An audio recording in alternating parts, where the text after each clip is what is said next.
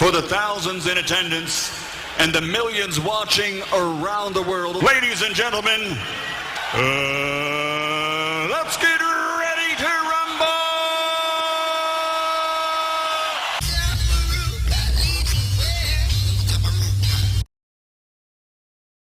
Hey guys, today's Tea Time with Tony is going to be a little bit, it's going to be real thought-provoking hopefully, but it might upset or piss some people off, and I can't say that I can apologize for it because this is something that I really, really hold near and dear to my heart and I'm very passionate about.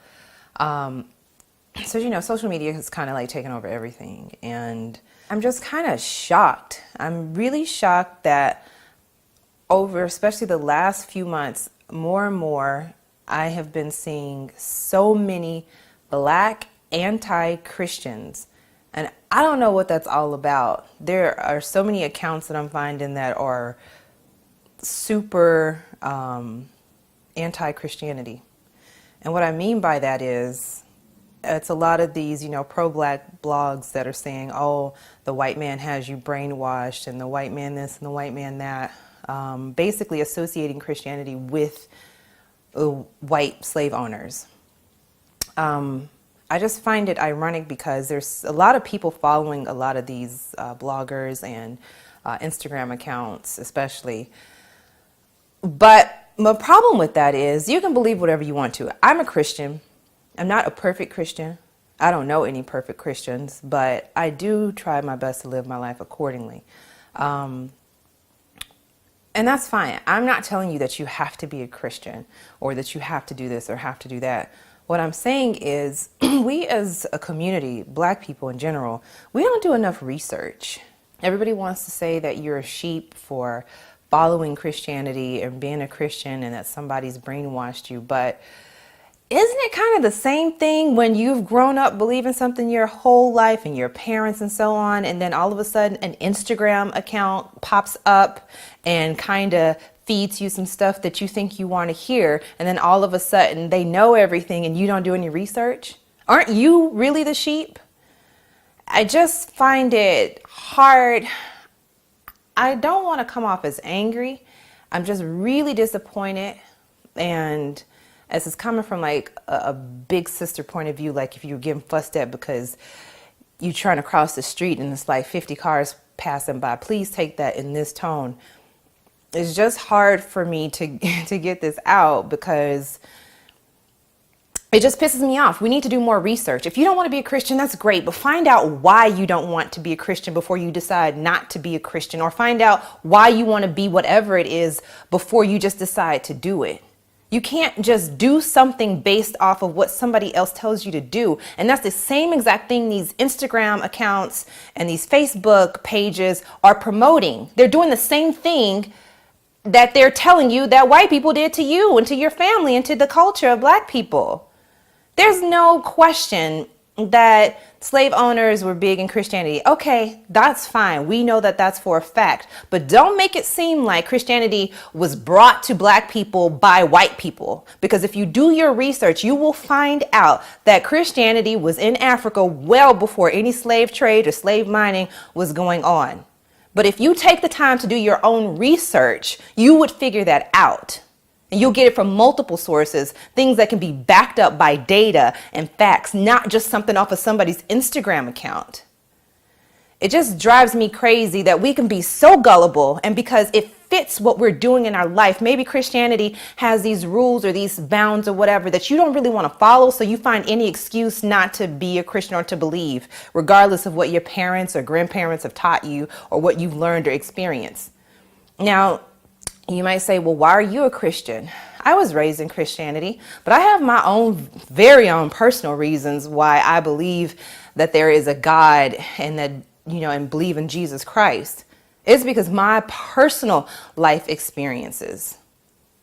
The only way that I survived much of my childhood and as a teenager was only because I had my faith in Christ. You guys don't know a lot about me, and I know I haven't allowed you guys to come too far into my personal and private life because I've been through a lot, and I'm just not one of these people that's going to stand on a mountaintop and shout all of my business. Now, is that an excuse for you guys to not really know much about me. No, I'm just letting you know. I've been through some crap, and I would not have survived if it were not for my faith in Jesus Christ and the Christian religion that I grew up in and have come to know for myself. Somebody can tell you what they want, but I've done my own research. I've done my own studying, and it's what I know and what I believe for me. And that's all I'm telling you guys to do. Don't sit here and go off of something that somebody else is telling you. They're telling you, oh, the slave masters got y'all brainwashed. White America has y'all brainwashed. Well, you know what? There's a lot of other crap that has us brainwashed too. Are you going to stop doing that? No. So stop using everything as an excuse just to make yourself comfortable. There are things that I do in my life to this day that, goes against what I should be doing in Christianity. I'm not the perfect Christian, and I'm not claiming to be, but I'm trying. God knows my heart. I serve a good God. There are a lot of things in the Bible that I still have to do my own research about. I don't believe every single thing in the Bible. I'll be the first person to tell you because it was written by a man. But a Bible is just a textbook. It's just like you go to college to get an education, to learn something in the field. That doesn't mean it's going to cover everything out in that field that you're about to walk into. You've got to have life experiences. You've got to experience things for yourself. And that's the same way that Christianity or any religion works. You have the Bible as a guide. It doesn't have to, I don't believe verbatim it has to be anything because it's words from man, and man is not perfect. But that does not mean that God does not exist, or that Christianity does not exist, or Jesus Christ did not exist. Don't be foolish. If I'm talking to the people that you were raised in a Christian home, and you were a Christian up until whatever point, until you found an IG page or account that told you should believe otherwise. And I see more and more of these accounts popping up, especially as this country is being divided and this race war is becoming more prevalent. We need to uplift ourselves. We need to work together. But what we don't need are these idiots running around telling you that you shouldn't believe in Christianity because it was a white man who made you believe it to make you more docile. That's not true. I don't know why those people shared Christianity with slaves. That ain't got nothing to do with me at this point. I have my own experience with Christianity and Jesus Christ. And you need to find your own experience as well. If you say, well, Tony, I've done my homework, I've done my research, and this is not something I want to believe. I want to be a Buddhist or whatever. You know what? I'm not going to argue with you. I'm going to share what my thoughts are and tell you what I feel, and allow you to do the same. And if at the end of the day, that's what you choose, that's what you choose. I'm not going to try to shove my religion down your throat. So I'm not talking to someone else who has done their due diligence and come up with something different. You know what? I respect you, okay? I'm talking to the person who, you are a Christian, you were born a Christian, you kind of gone along with this whole thing for all these years, but because you want to go out and fornicate or go do things that you shouldn't be doing as a Christian, you want to all of a sudden, take on this ideology that, yeah, well, the white man put it so on us, so I'm not gonna follow it anymore. No, you're doing that out of comfort. You're doing that because you don't want to be accountable for the things that you do. Like I said, I'm not a nun. There are things that my mouth sometimes gets me in trouble. I know. I've been a work in progress. And that is my own battle. So now it's time for you to find what your own battle is and deal with it and work on it. The only thing that I'm really stressing here is do your homework. Stop being a sheep. These accounts are telling you to stop being sheep, but you're being a sheep by following these accounts when you have no reasoning or foundation to follow what the hell they are saying. This is a time more than ever that you need to lean on something. There's an account that I'm not going to mention the name because I'm not trying to draw any extra attention to this account. She knows who it is, and it's run by a black woman, and I'm just so disappointed because she has a lot of followers. Exactly, followers. And she calls herself an atheist. Now, agnostic and atheist, they're two different things. You might want to look up, there's a difference between both. But she calls herself an atheist, so she doesn't believe in any God, okay? But yet she put a post up about some woman spirit or whatever it was, about this evil spirit of a woman and how she will stop a man from, or it causes men to have, like, you know, sex drives, all this craziness. And I'm like, how is it that you believe in demons, but you don't believe in a God or anything spiritual? That doesn't even make sense. And this is a person who you guys are following and listening to and hanging on every word. She doesn't even know what the hell she's talking about. Oh, there's an evil realm, but there's no God? That doesn't make sense. It just doesn't make sense.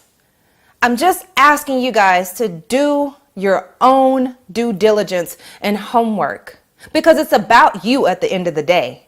Say if there is a God and you die and you don't make it to the other side, do you think these IG accounts gonna be over there talking about, hey, come on, we got you? No, ma'am. No, sir. I just want us to be more accountable for ourselves and to stop being lazy and stop depending on other people to feed us all the information. Get the information from other people, but you need to break it down and do your own research. Build your own foundation. There's evidence that backs it up about believing in something, having faith in something. And you know, this is not a slight to the atheists out there. I'm not going to argue with you. I'm just sharing what I believe in. And I'm talking to people that have been raised around Christianity, know pretty much what it's about. Maybe you had some experiences. Yeah, I get that. But to sit here and say all of a sudden now I'm going to change my entire way of thinking based off of an IG account. That makes a lot of sense. If you are interested in me furthering this conversation, let me know. Because if you don't let me know, then I'm just going to assume that you guys don't really want to hear about it. And that's cool. But I have to do my part. And I feel like this is a good start. I will be more than happy to have another public discussion about this, or private. If you just want to contact me, message me or something privately. That's cool. Also, I kind of want to do another Q&A. I feel like people were still kind of asking questions or whatever randomly. So also, if you have any questions that you would like to ask me, you want me to answer, put those down in the comment section below. And then we'll do like an answer video. If there's anything you want to see me do, or more posts or more videos about a particular topic, put that in the comment section. As well as if you'd like me to do another tea time about this topic or whatever. Yeah, so I expect those comments to be full because I want to know what's going on and what you guys want to know. I just want to make sure I'm making the content that you guys want to see. Okay, all right, that's it. I'll talk to you guys later. Have a wonderful week.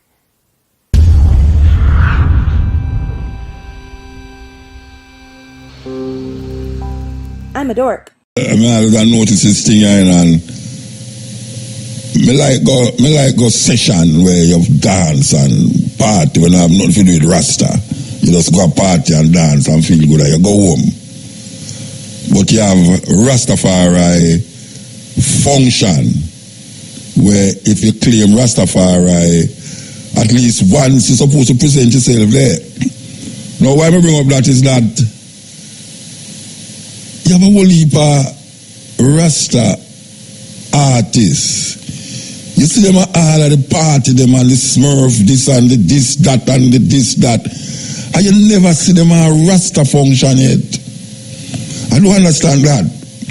Why I want to claim Rastafari and the only place him go is where the soca session there and dancehall session and everything there. And when it come on to things like all the commemoration of the Carol Garden atrocity or any function as it relates to Rastafari, you never see certain man there so yet. That's weird, man. That's really weird. Because it's not just a group I want to fight. from your Rasta, you involve yourself, after you claim Rastafari, you're supposed to involve yourself in the liberation process. And if you don't involve in the liberation process, then what is the purpose of being a Rasta? Rastafari is liberation. That is why Leonard Howell say, Emperor Selassie is to liberate us from white supremacy and colonialism. But it can't be that you just gallivanting. I don't take time out to come amongst your peers in the Rastafari community. The Rastafari community is a great community. And with all the whole heap of things that people are say, it now get out certain ones, Rastafari forever. But why you look all the ones them who responsible for really organize that commemoration is one of the best ones them, and I've been to all of them. It's one of the best ones I've been to so far. And it's sweet because I go to Laughter 4 and the police never come lock it down. You know, so yeah, why heal up the ones them. Whether I call no one name, because if we call her one name now, we have to call her a name, and we not remember all of the name them. But if you know who was part of the organization, it was a wonderful organized community project for the Rastafari community. And we hope we can maintain that structure continuously. And we see certain things that make move, and we see the Rastafari Carrigan Benevolent organization and make some move in the interest of the elders. And we just say continue, even though we know governments here, we know the process here, but we just continue. It's just so it go. We can't give up. Because we don't come here to give up. Because we reach too far now for a turn back. You know, we reach too far. Remember saying, say, you reach a river Jordan and you turn back. You know, we can't reach so far and not turn back. Because some of we really not turn back. Because we don't have no back for go.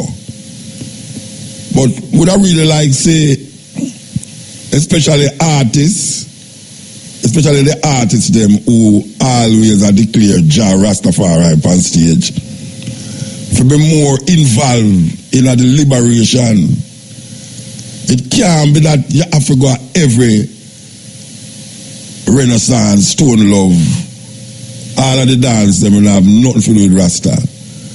I mean, I tell a man not to go there, so, because if me feel it, me go there. Because me love go to Raytown. And me play music where I have nothing to do with Rasta.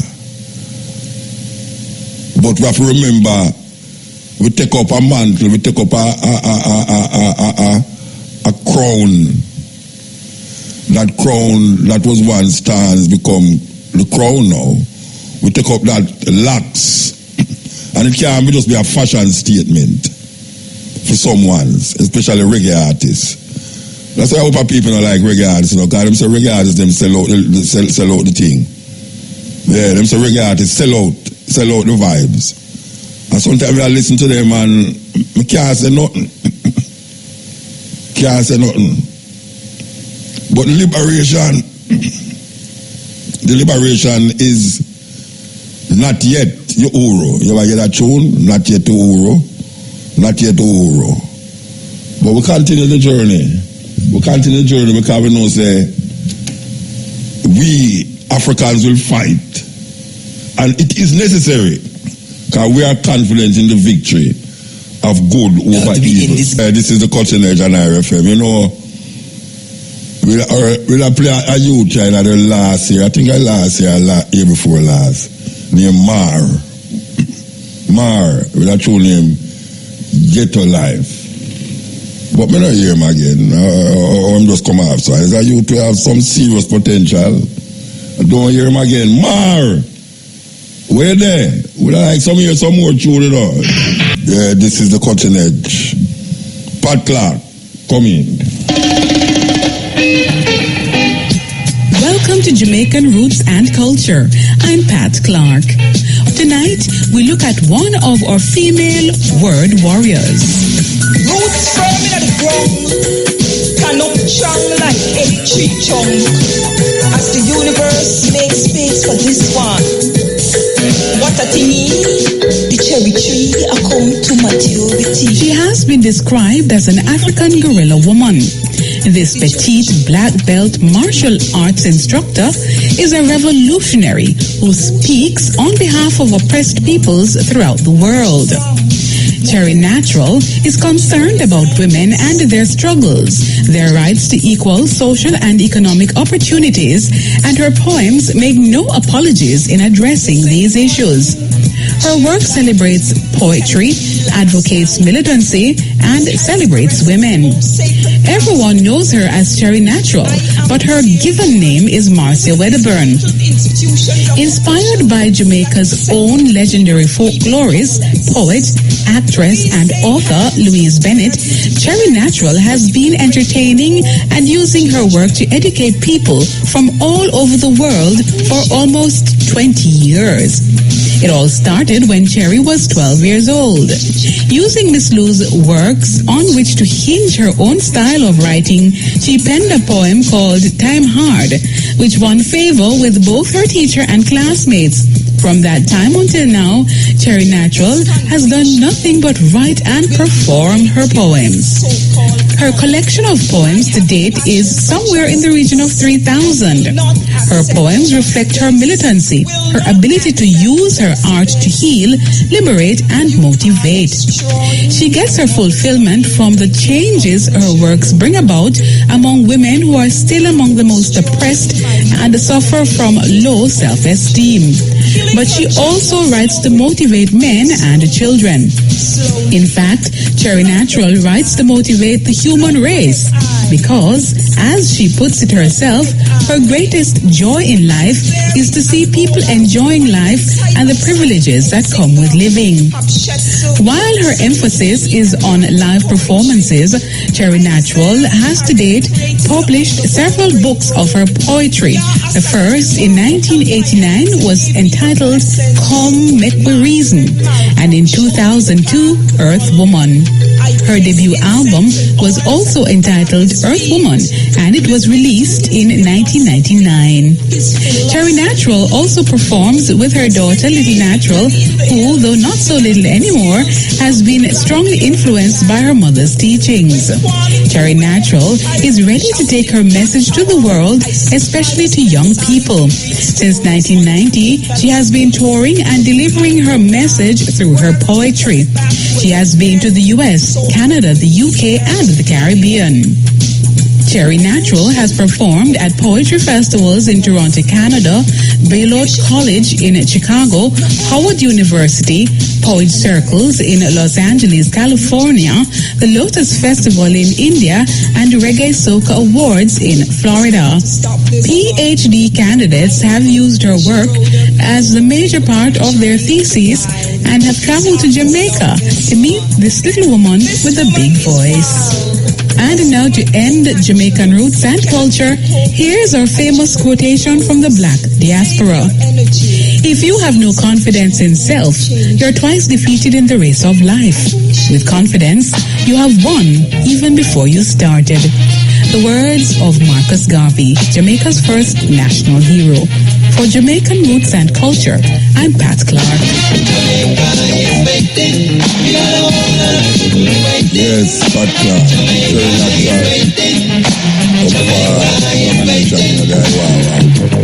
Full moon so bright, tropical delight, happy native dancing, morning, noon and night. Yeah, we'll be up at 11th of May at the Pegasus Hotel. I think this is the 4th time we're going to keep it at Jamaica. 4th time. Okay, we want to play this. You ready for this? Here we go. Absolutely staggering what you can get out of a Yogurt. Yes, I have a list. Christian Minderstmer wrote a book called Pig 05049, which is an anonymous pig, and beyond the obvious foodstuffs, she found different parts of this animal offered the following pork derivatives. From the skin alone, safety gloves, cosmetic surgery, collagen, comes from pigskin. Energy bars, which also have collagen in. Low-fat butter, chewing gum, X-ray film, drug capsules, bread, flour improver made from pig hair, would you believe? Flour around it. The skin is also used for tattoo practice. And ballistic gelatin. That's just the skin, and then there's the internal organs, pet food, tambourine skins are made from a pig's bladder. The old tambourine. I knew those folkies were evil. Many thousands of people are alive because of a pig's valve from their heart. From the bones, cheap wine corks, would you believe? Stabilizing propellant and bullet making, inkjet paper, concrete, match heads, bone china, train brakes, yogurt, which you correctly mentioned. What's a train brake? Like when you go to Scotland for the weekend? Stopping it. He's getting a trotter out. He just leans forward. Fabric softener. Who knew? Beer, wine, ice cream. From the fat, biodiesel, soap, shampoos, crayons. From the blood, cigarette filters, amazingly. Toothpaste. And also paintbrushes. Chemical weapons testing. The ears are used in chemical weapons testing. Don't ask me why. I should hasten to add that not all toothpaste and not all yogurt contain it. But if you are a Muslim or Jewish, you've got a hell of a problem discovering what's got in it. You have your work cut out. You have your work cut out like a silhouettist. According to Bloomberg, there are 42 major areas of manufacturing that entirely rely on pork products. It's quite astonishing what that one animal can do. It's the only farmyard animal, if you discount truffle hunting, that is only useful when dead. Wow. I want everyone to listen to that. Pardon me if I play it again, you know. Pardon me if I play it again. Believe you me. This is all the things them that them use pig for do when it dead. Absolutely staggering what you can get out of a Yogurt. pig. Yes, I have a list. Christian Mindersma wrote a book called Pig 05049, which is an anonymous pig, and beyond the obvious foodstuffs, she found different parts of this animal offered the following pork derivatives. From the skin alone, safety gloves, cosmetic surgery, collagen, comes from pigskin, energy bars, which also have collagen in, low-fat butter, chewing gum, X-ray film, drug capsules, bread, flour improver made from pig hair, would you believe? Flour around it. The skin is also used for tattoo practice. And ballistic gelatin. That's just the skin, and then there's the internal organs, pet food, tambourine skins are made from a pig's bladder. The old tambourine. I knew those folkies were evil. Many thousands of people are alive because of a pig's valve from their heart. From the bones, cheap wine corks, would you believe? Stabilizing propellant and bullet making, inkjet paper, concrete, match heads, bone china, train brakes, yogurt, which you correctly mentioned. What's a train brake? Like when you go to Scotland for the weekend? Stopping it. He's getting a trotter out. He just leans forward. Fabric softener. Who knew? Beer, wine, ice cream. From the fat, biodiesel, soap, shampoos, crayons. From the blood, cigarette filters, amazingly. Toothpaste. And also paintbrushes. Chemical weapons testing. The ears are used in chemical weapons testing. Don't ask me why. I should hasten to add that not all toothpaste and not all yogurt contain it. But if you are a Muslim or Jewish, you've got a hell of a problem discovering what's got in it. You have your work cut out. You have your work cut out like a silhouettist. According to Bloomberg, there are 42 major areas of manufacturing that entirely rely on pork products. It's quite astonishing what that one animal can do. It's the only farmyard animal, if you discount truffle hunting, that is only useful when dead. Wow.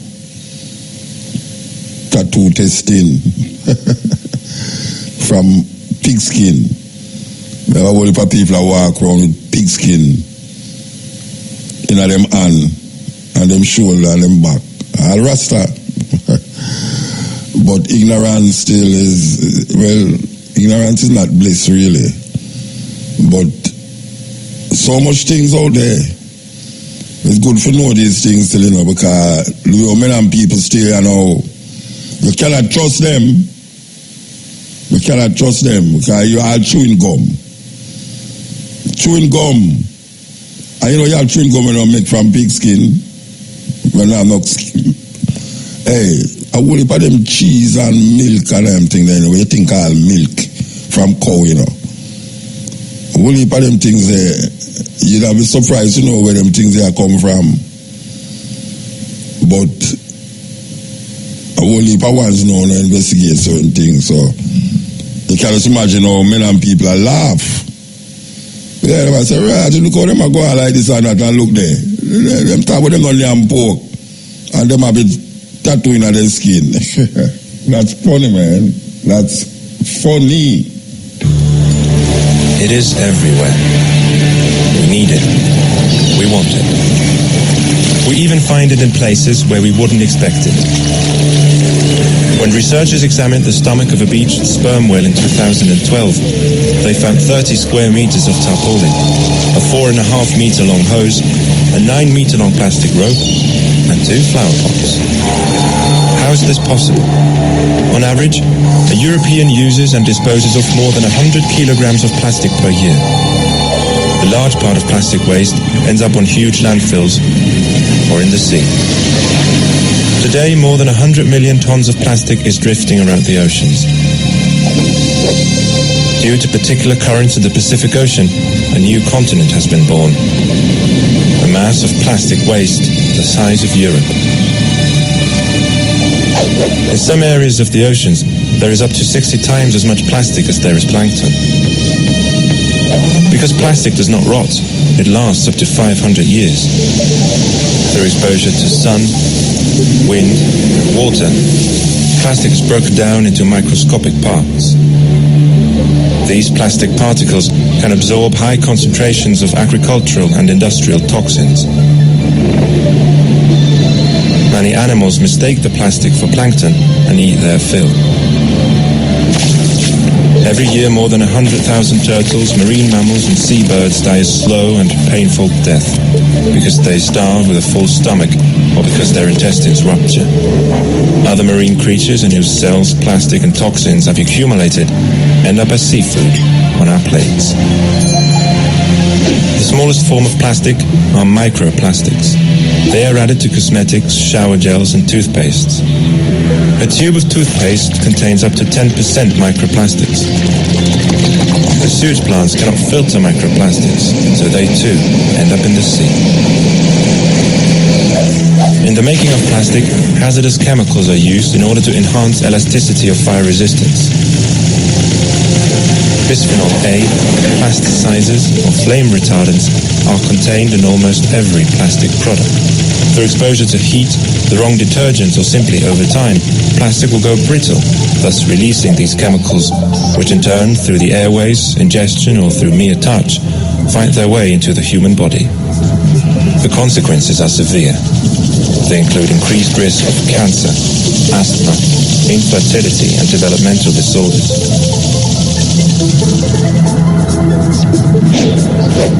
The plastic industry tries to cover up any scandals and runs a gigantic lobbying campaign in order to prevent stricter laws or inquiries. Plastic factories are veritable fortresses. The plastic production process a tightly kept secret. This is one of the reasons why no one is exactly sure what substances are added to the plastic. Over the course of the last 10 years, only 11 chemical substances could be analyzed out of a total of 100,000 possible additives. But there is hope yet. Intelligent robot nets, or fishing boats converted to floating recycling factories, are intended to cleanse the oceans. Bioplastic made of maize or starch could replace conventional plastic. However, its production consumes valuable food, so it's no solution for satisfying the global demand for plastic. This is why you must radically change your consumption behavior. Pay attention to the packaging of products. Substitute paper or cloth bags for plastic bags. Don't throw away old plastic, but recycle it and use plastic-free products. Are we going to allow the destruction of the earth to continue? If we act now, there may still be hope for future generations, before the miracle material definitely turns on its creator.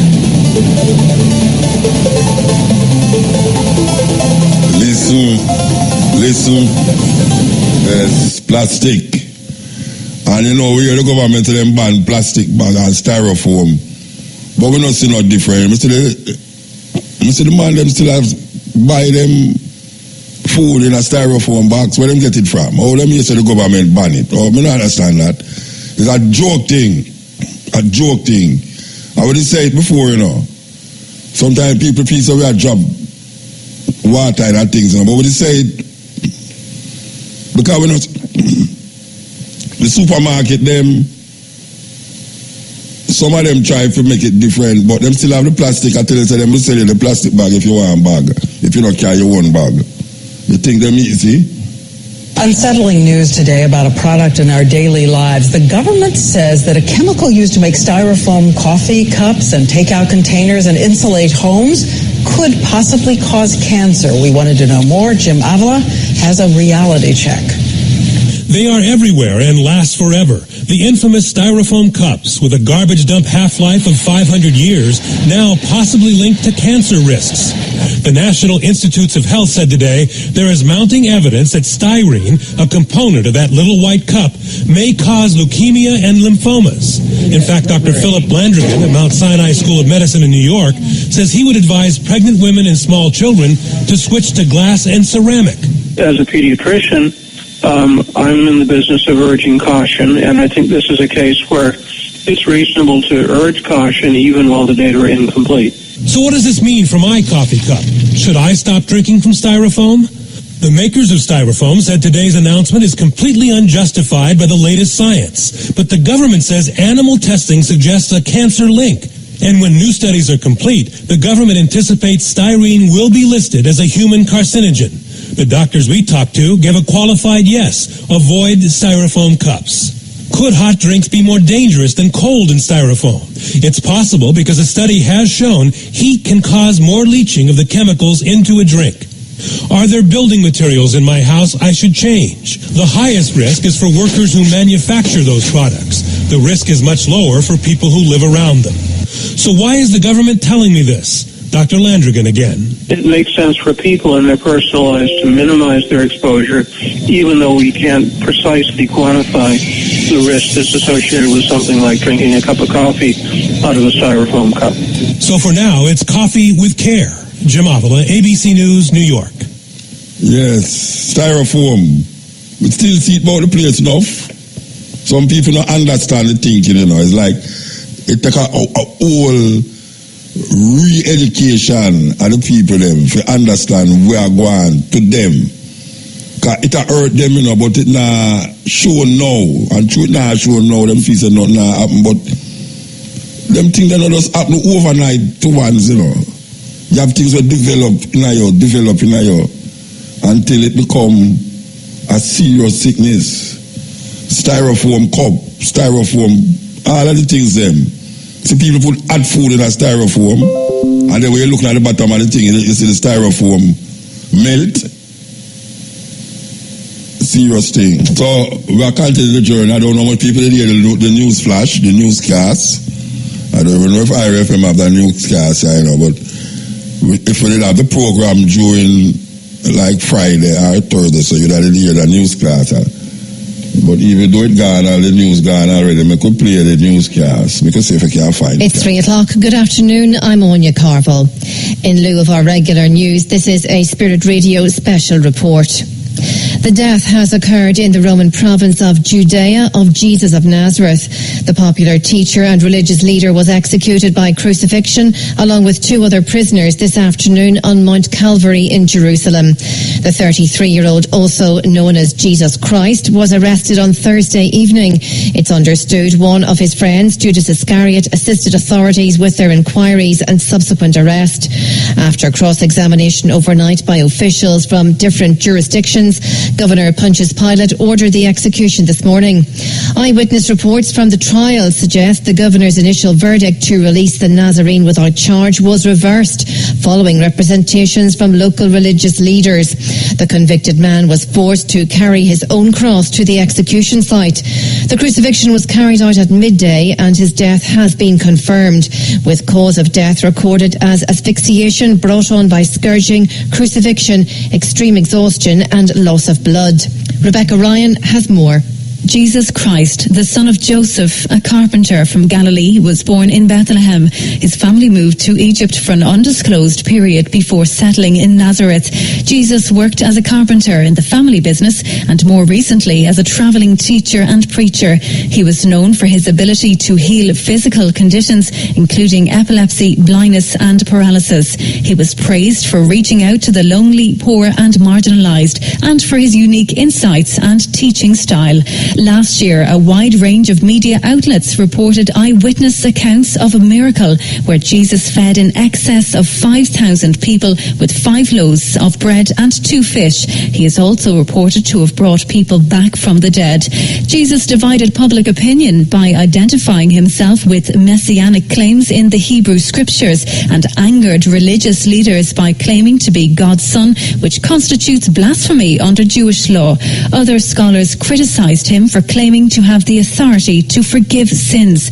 Jesus was in Jerusalem to celebrate the Jewish feast of Passover this week. On the night of his arrest, he held a Passover banquet with his friends where he's reported to have foretold his death. The number of followers of Jesus' movement is not known, but is thought to be in the thousands. Most commentators believe these will disperse following the execution of their leader. Jesus is survived by his mother Mary. In lieu of flowers, the family has requested that everyone try to live as Jesus did. Donations may be sent to anyone in need. Reporting from Jerusalem for Spirit Radio, I'm Rebecca Ryan. Meanwhile, doubts have emerged over the legitimacy of the trial of Jesus of Nazareth. A member of the Jewish Council claims that council procedures were circumvented by holding court proceedings at night. There are also concerns that Judas Iscariot may have received financial inducements from temple authorities to inform on his former boss. In a dramatic twist of events, the body of a man believed to be Mr. Iscariot has been found today in a field close to Jerusalem. Police are not looking for further witnesses. It is thought that Mr. Iscariot's untimely death could hamper inquiries into bribery allegations. The body of Jesus is to be removed to a stone grave near Calvary, donated by Joseph of Arimathea, who was a friend of the family. Local politicians have called for a 24-hour armed guard to be mounted outside the tomb because of concerns that it may be robbed. It's understood that Governor Pontius Pilate has consented to these security measures. And that's your special report at 3 on Spirit Radio, the home of positive hits and inspiration for you. I tell you, so last week we delved in Lilith, and we have a whole heap of people that scramble for them computer to go find out what Muta talk about Lilith, the first wife of Adam according to the Jewish mythology. But there is a woman also that has been demonized. And we can see a whole heap of female being demonized as it relates to biblical writings. One of them is called Mary of Magdalene. Mary of Magdalene. Even though the book never says she was a prostitute, but the Roman Catholic Church spread that. Because them people, they take them story there literal and serious, and we, because you know, say we take the thing more literal and serious than evil, them who give you the story. That about black people. Black people take these things serious. So them have this woman who them says the closest woman to the man in the Bible them called Jesus. And when we look on the story and how she weave into the story and then them weave her out of the story, you recognize there's something wrong with the church. Because here's a woman who them claim say take our tears and wash Jesus' foot and then use our ear and wipe it.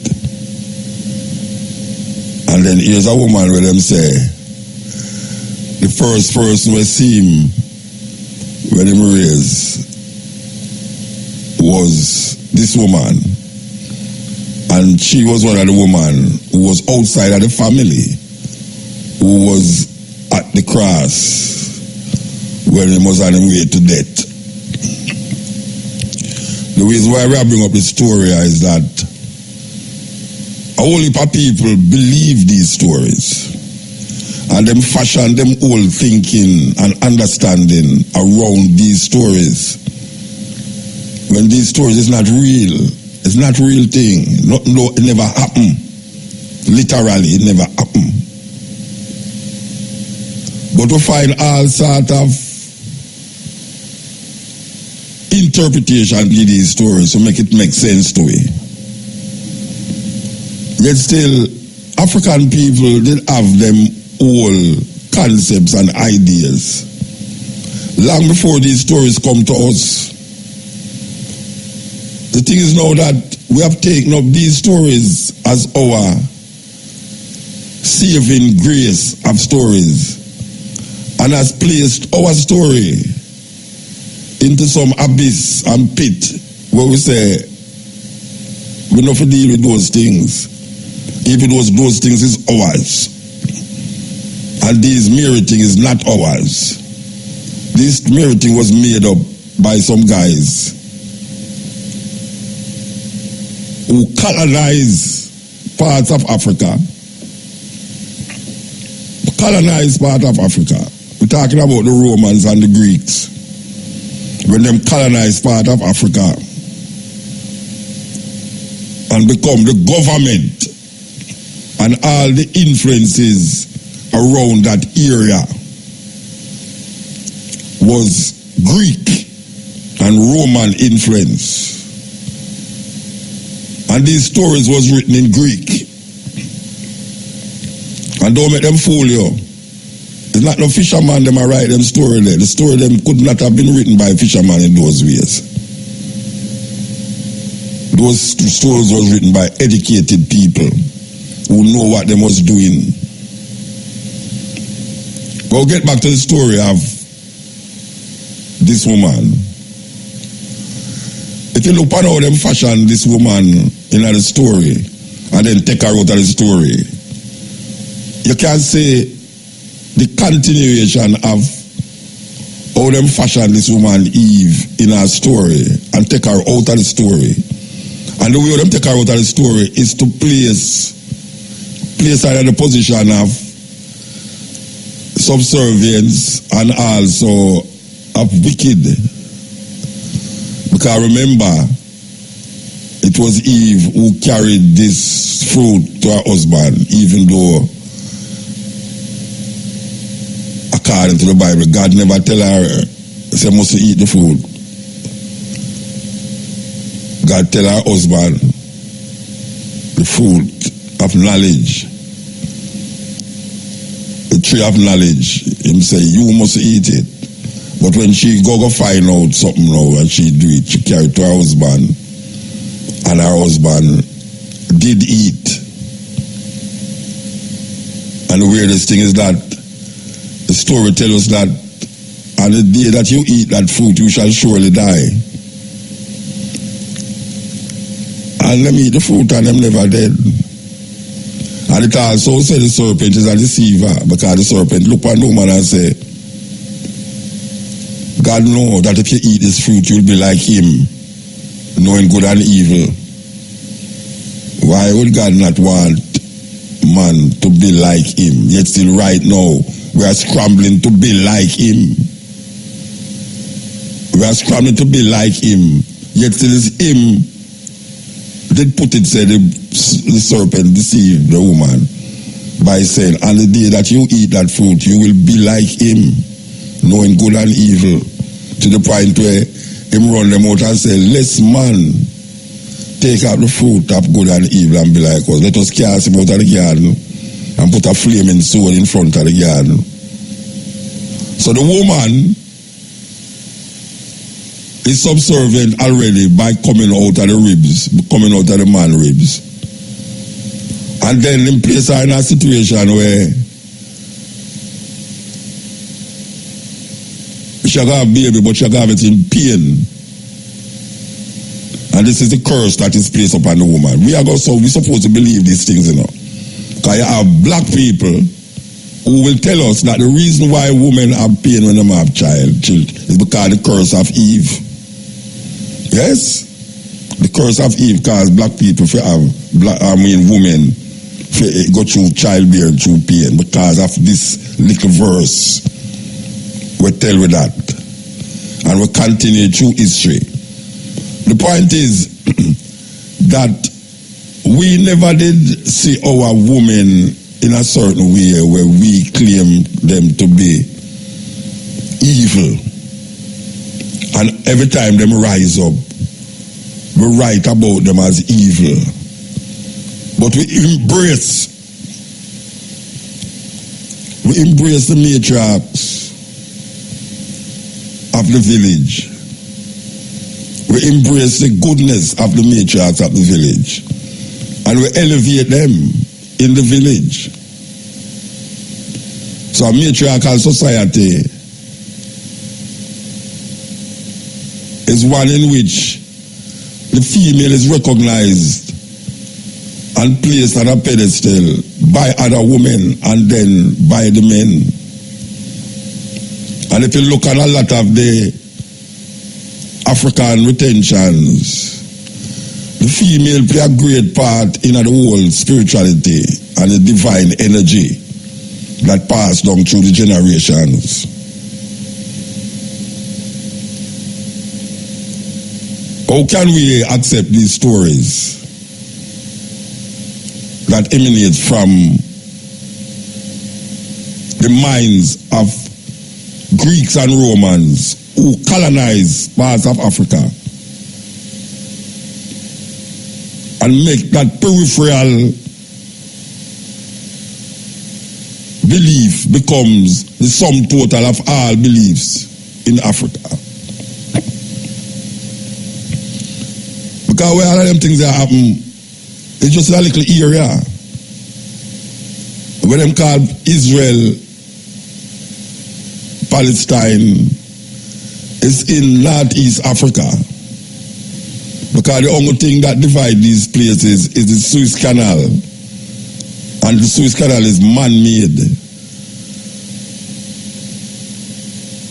And we'd have to ask the question, if all of them things are going in just one little spot, what the Chinese them did that do when these things are going in a China?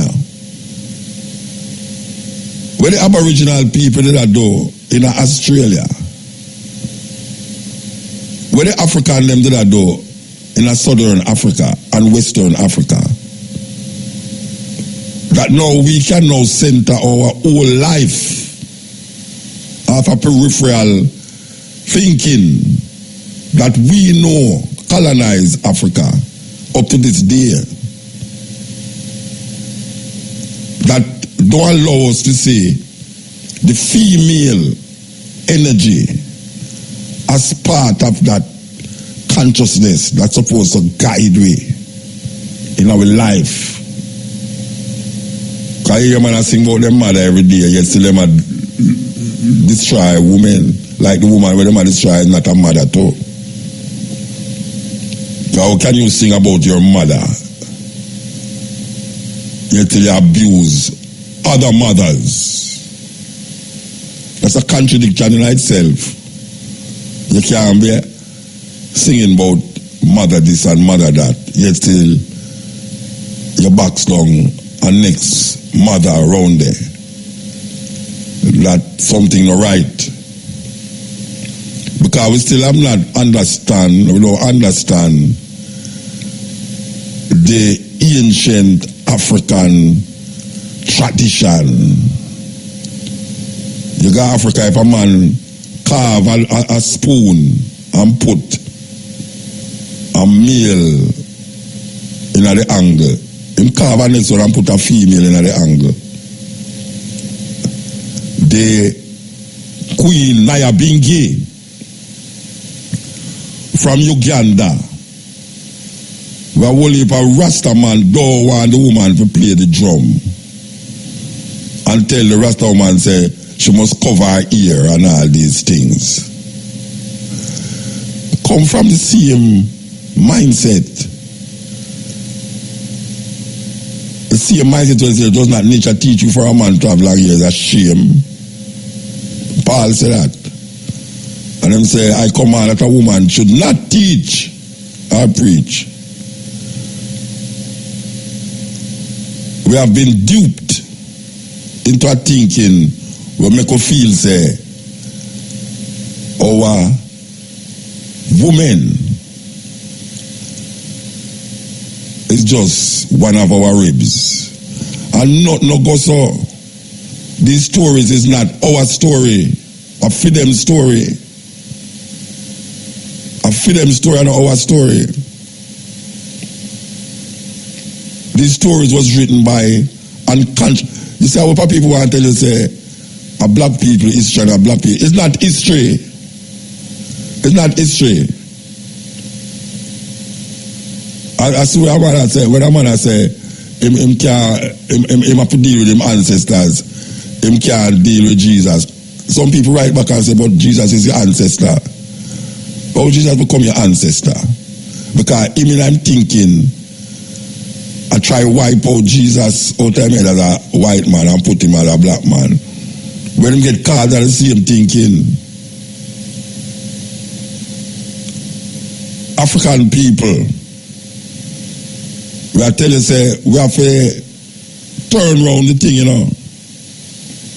We have to turn around the thing, Rasta. We can't make it a go on so all continuously goes a go on. So you don't see the situation and condition. Look in Africa now. You have more religion and Christian in Africa right now than Europe. You have more religion in Africa right now. But when we say religion, we talk about Christianity in Africa right now than in Europe. Because the generation of white people who have come up now realize, but I don't have to accept that.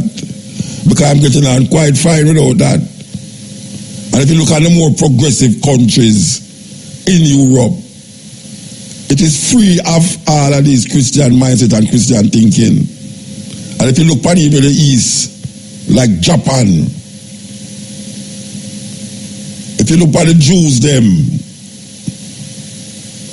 most Jews not believe in them someday. Who call themselves Jews, most Jews not believe in them someday. But now we hug it up and love it up and kiss it up that if I go tell you, say,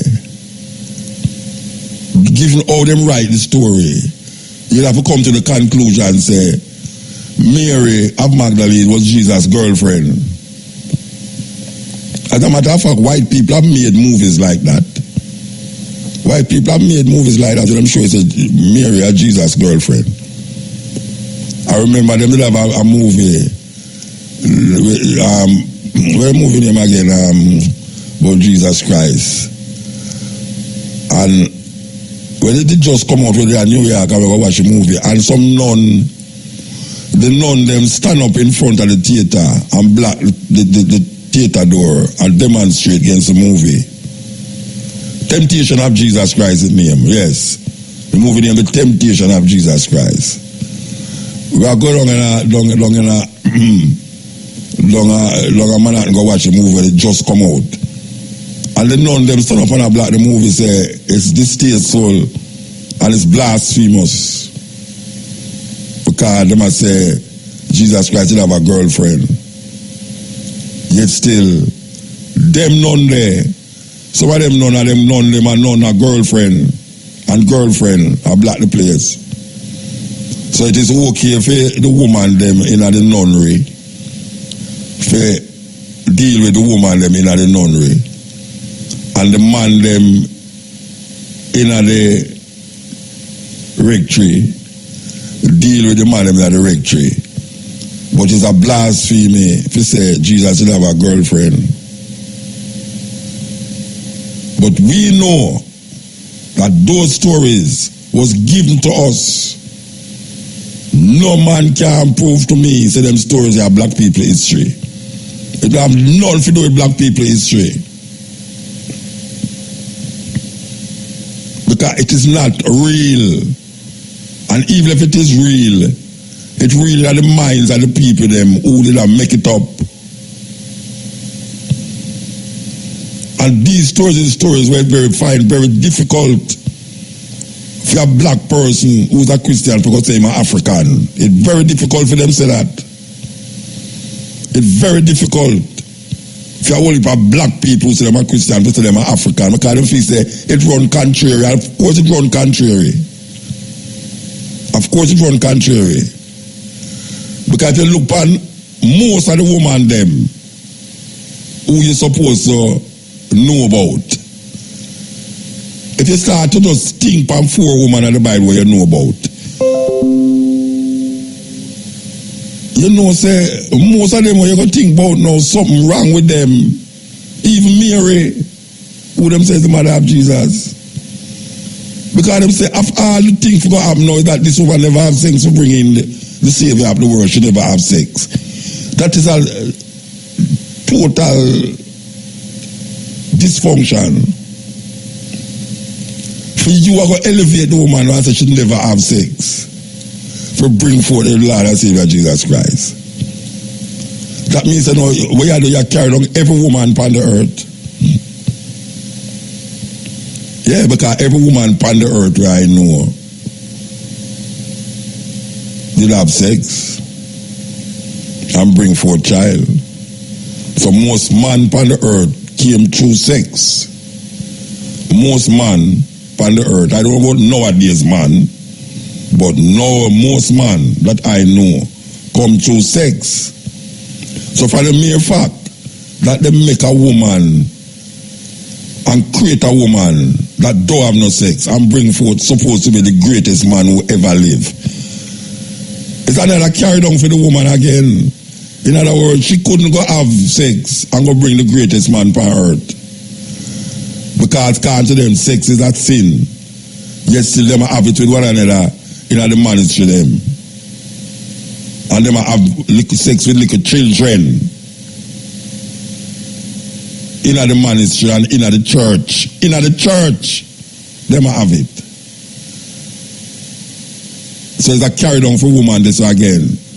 So me say, if you think about 4 women in the Bible, more than likely the 4 women will think about something wrong according to the history of the Bible where you read. Yes? I mean, I say the famous one is Mary, and something wrong. And you think about Eve, something wrong because she brings sin into the world. And then you can go on, you can talk about Delilah. Your people, of course, people about Jezebel and all them something that you know say something wrong. So how come you can't say something wrong? How come black people can't say something wrong? Because if you hug up all of them things there, you know, you go hug up where European manipulate history and manipulate mythology for bring to you, for make you feel say it's real. And when you say African things in front of you, you dash it away and throw it away and say, no, some of them thing there, me none of that. Why you bring them something to me for Jesus me I deal with? Even the gunman where I kill people, maintain him love for Jesus, or love for God. Tell the Lord say Jesus God. Yeah man, I say, boy, God alone him this and God alone him that. But him not really live it how it's supposed to live, because there's no living how it's supposed to live. It's just calling up and that just so, and lose the essence and the value of the name. Black people, once again, will come with the same argument. We're in a serious problem. If after so much years of tears and blood and sweat and pain and death, we continue the recycling and the regurgitating of these white-dominated doctrine that maintain white supremacy in the consciousness and the thinking of African people.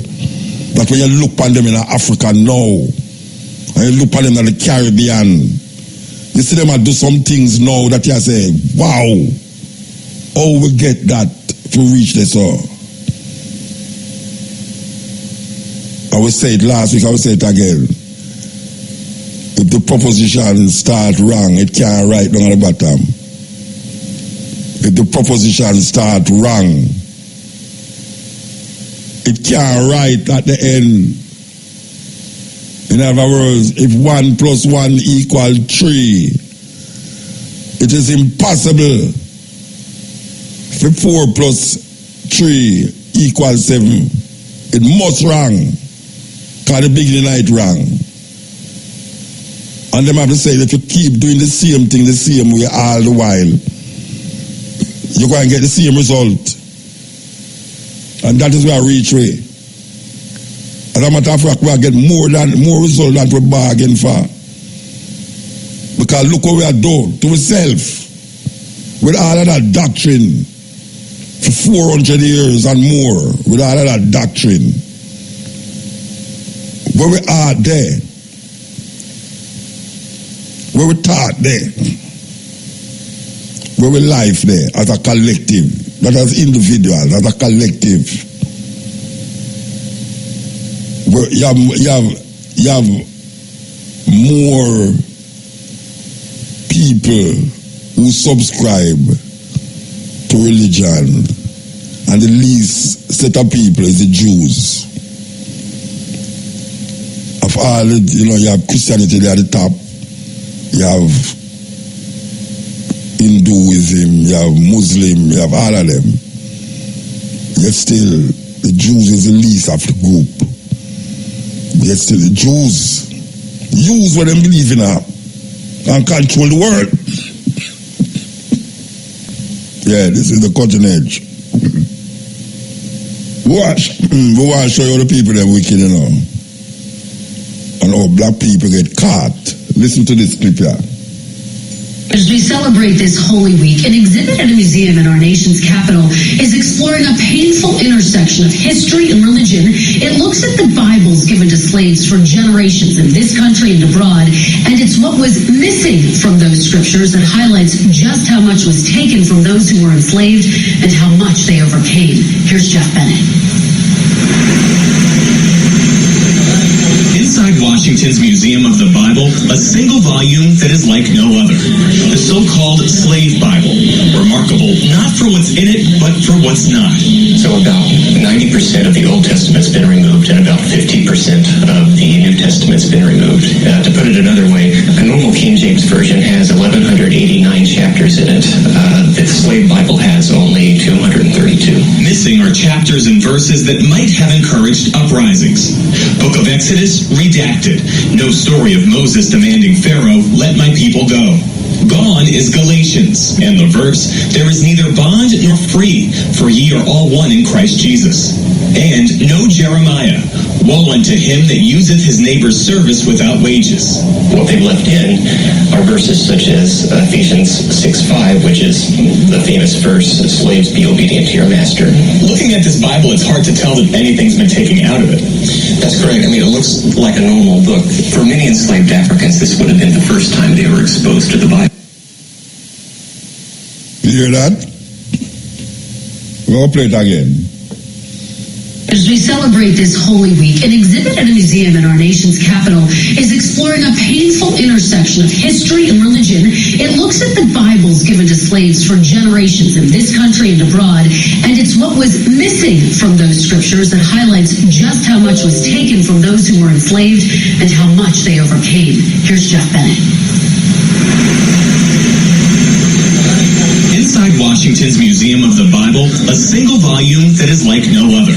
The so-called Slave Bible. Remarkable, not for what's in it, but for what's not. So about 90% of the Old Testament's been removed, and about 50% of the New Testament's been removed. To put it another way, a normal King James Version has 1,189 chapters in it. The Slave Bible has only 232. Missing are are chapters and verses that might have encouraged uprisings. Book of Exodus, redacted. No story of Moses demanding Pharaoh, let my people go. Gone is Galatians, and the verse, there is neither bond nor free, for ye are all one in Christ Jesus. And no Jeremiah, woe unto him that useth his neighbor's service without wages. What they've left in are verses such as Ephesians 6:5, which is the famous verse, slaves, be obedient to your master.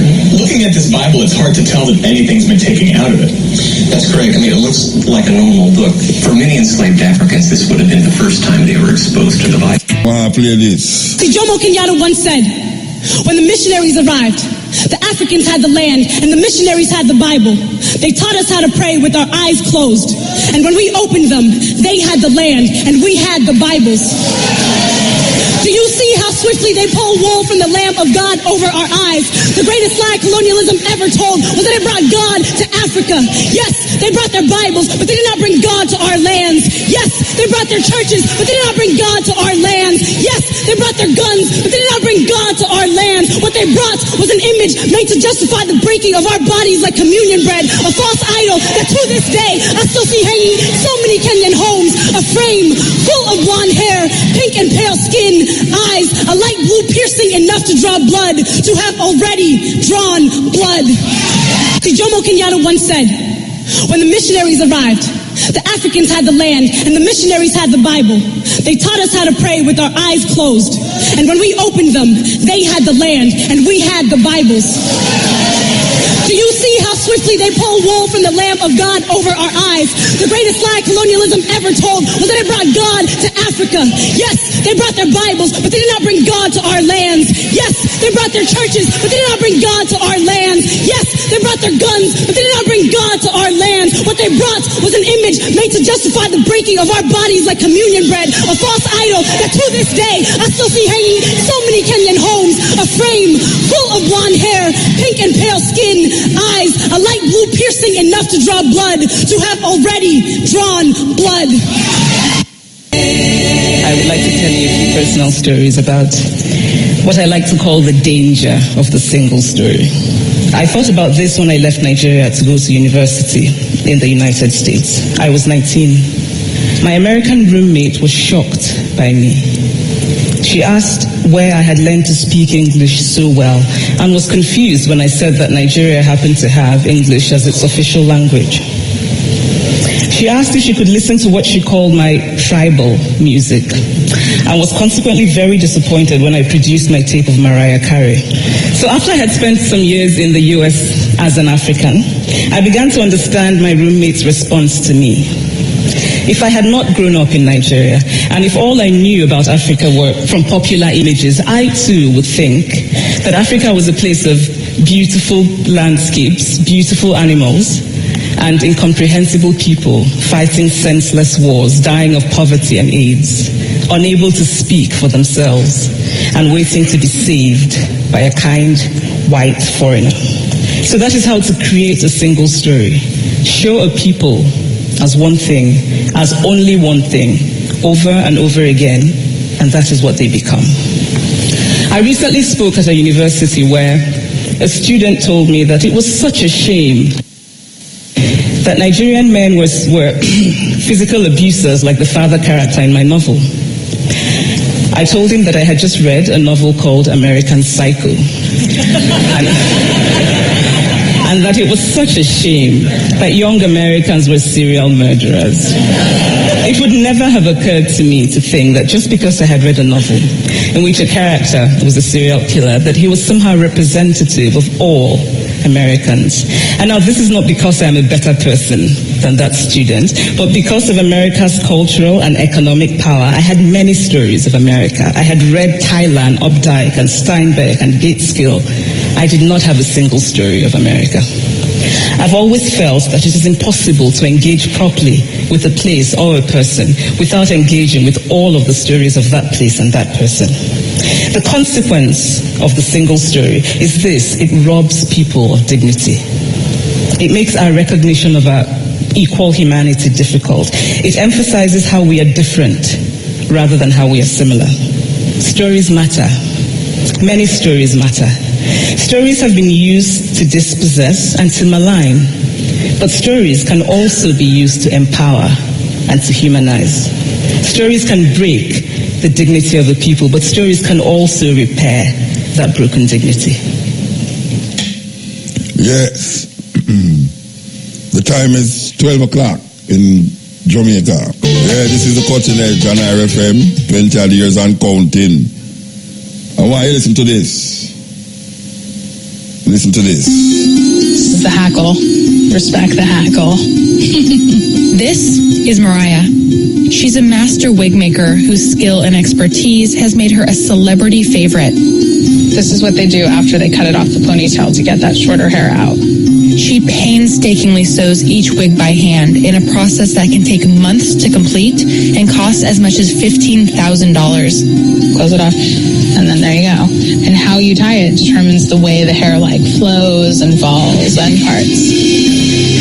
She knows everything there is to know about hair, except for one thing. Where does most of the hair being sold in the industry come from? I try to source from people who I know where it's coming from, but I don't know. As Refinery 29's senior beauty editor, I've been on set for dozens of shoots and interviewed hundreds of hairstylists. Nearly every one of their kits holds the same things: flat irons, curling irons, brushes, product, and hair. But Hollywood's best-kept secret is far from new. Both Black and Orthodox Jewish communities have openly worn hair for generations. But it's just now that the popularity has exploded into the mainstream. Celebrities have opened up on social media about wearing human hair, revealing just how common wigs and extensions are on the red carpet and in everyday life. Extensions have really pushed the hair trade up. People want things that are disposable. They just want long hair today, and that's that. There's something intimate and uncanny about wearing the hair of another person. It can transform the way you look, but at what cost? Close your eyes. I couldn't help but wonder who this hair once belonged to. It's difficult to trace the origin of much of the hair on the market. It's no surprise because the hair trade has always been shady. For centuries, hair brokers have used any means necessary to get their hands on hair. In the 1800s, peasant women in France were lured into being shorn like sheep. In the early 1900s, it was reported that hair sold in the States was coming from sewers and corpses in China.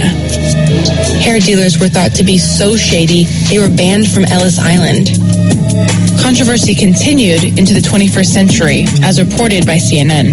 She lost 8 inches of hair. From the robber's perspective, it's quick and relatively easy money.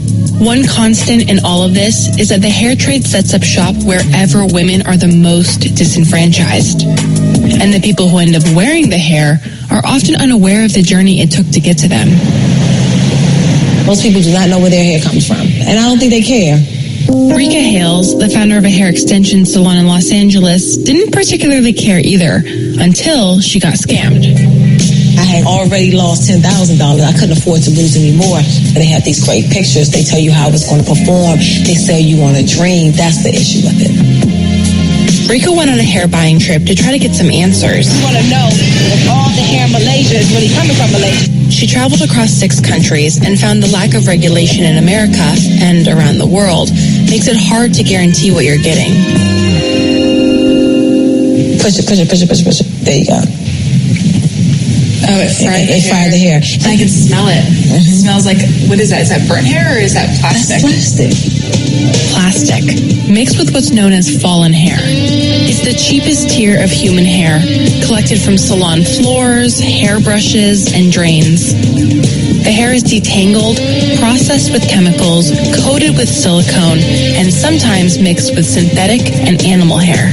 While okay for some uses, it's a less expensive version of a higher quality, more elusive hair.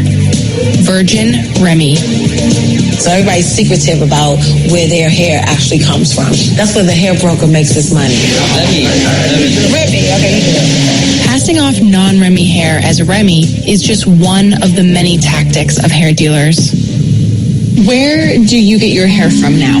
I get my hair from India.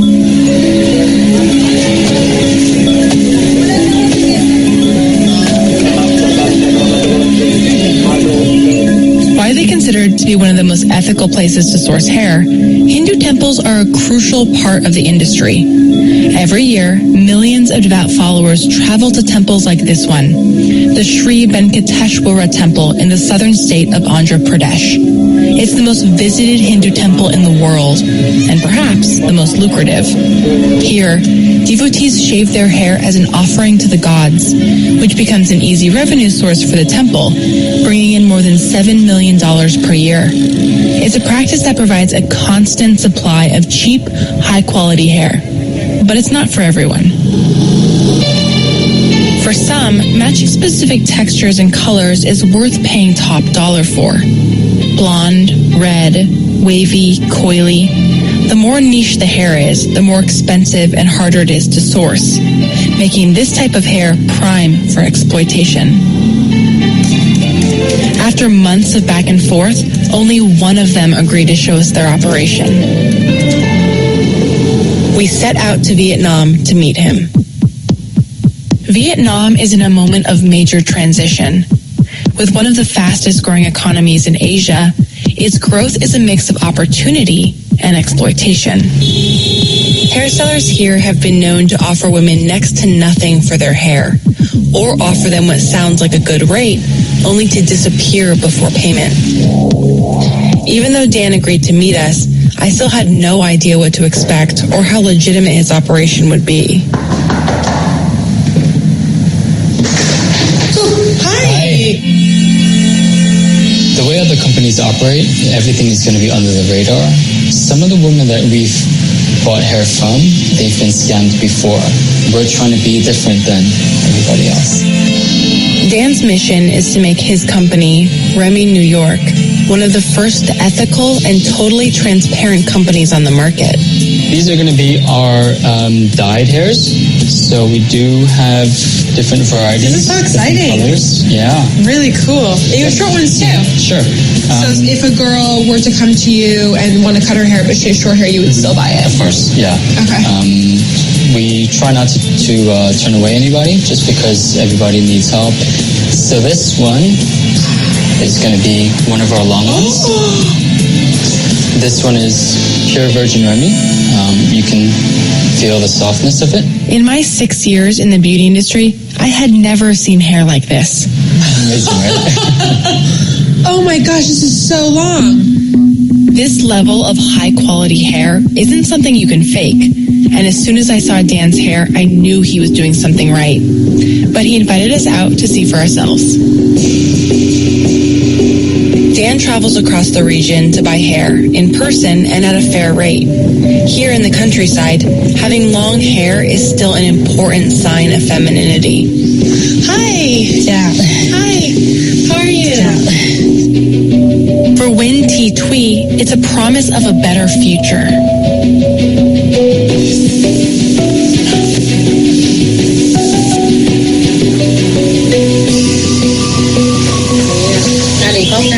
Gia đình khó khăn rồi kiếm thêm chút đỉnh tiền để xoay sở trong gia đình. Will you miss your long hair? Rất là nhớ mái tóc này lắm. Nó rất đẹp, mượt mượt. Coi như là mái tóc này là một lát nữa cắt đi là mình rất là buồn. Không biết mình nghĩ cái mái tóc ngắn mình như thế nào nữa. Tóc này là cũng nhiều người họ đến hỏi lắm rồi nhưng mà không bán, trả rất là thấp. Because for the previous times they only offer about $2 or $3 for her hair. That's like actually criminal. Cái chú này đến hỏi là trả giá cao cho nên đồng ý bán.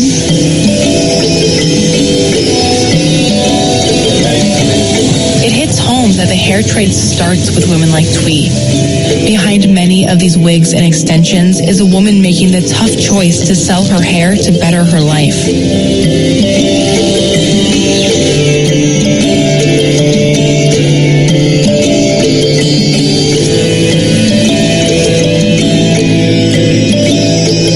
Dan zip ties Twee's hair to avoid tangling and to keep it all in the same direction after it's been cut.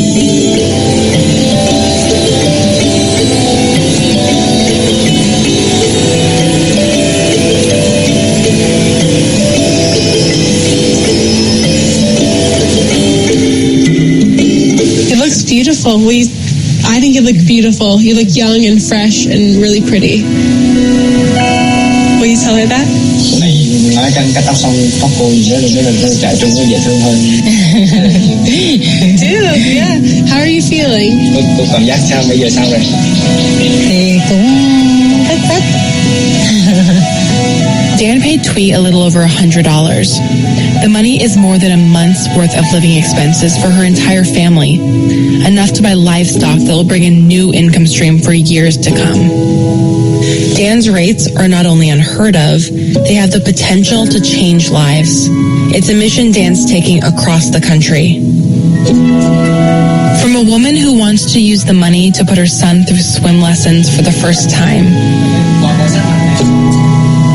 to another who needs to pay for books and tuition at school next semester, and even a woman who wants to advance herself through the trade. You know, there's no shortage of hair companies in the world, but there's no companies that want to make a difference, that want to change lives. The reason why I'm doing this is because I know that nobody else will, and nobody else has.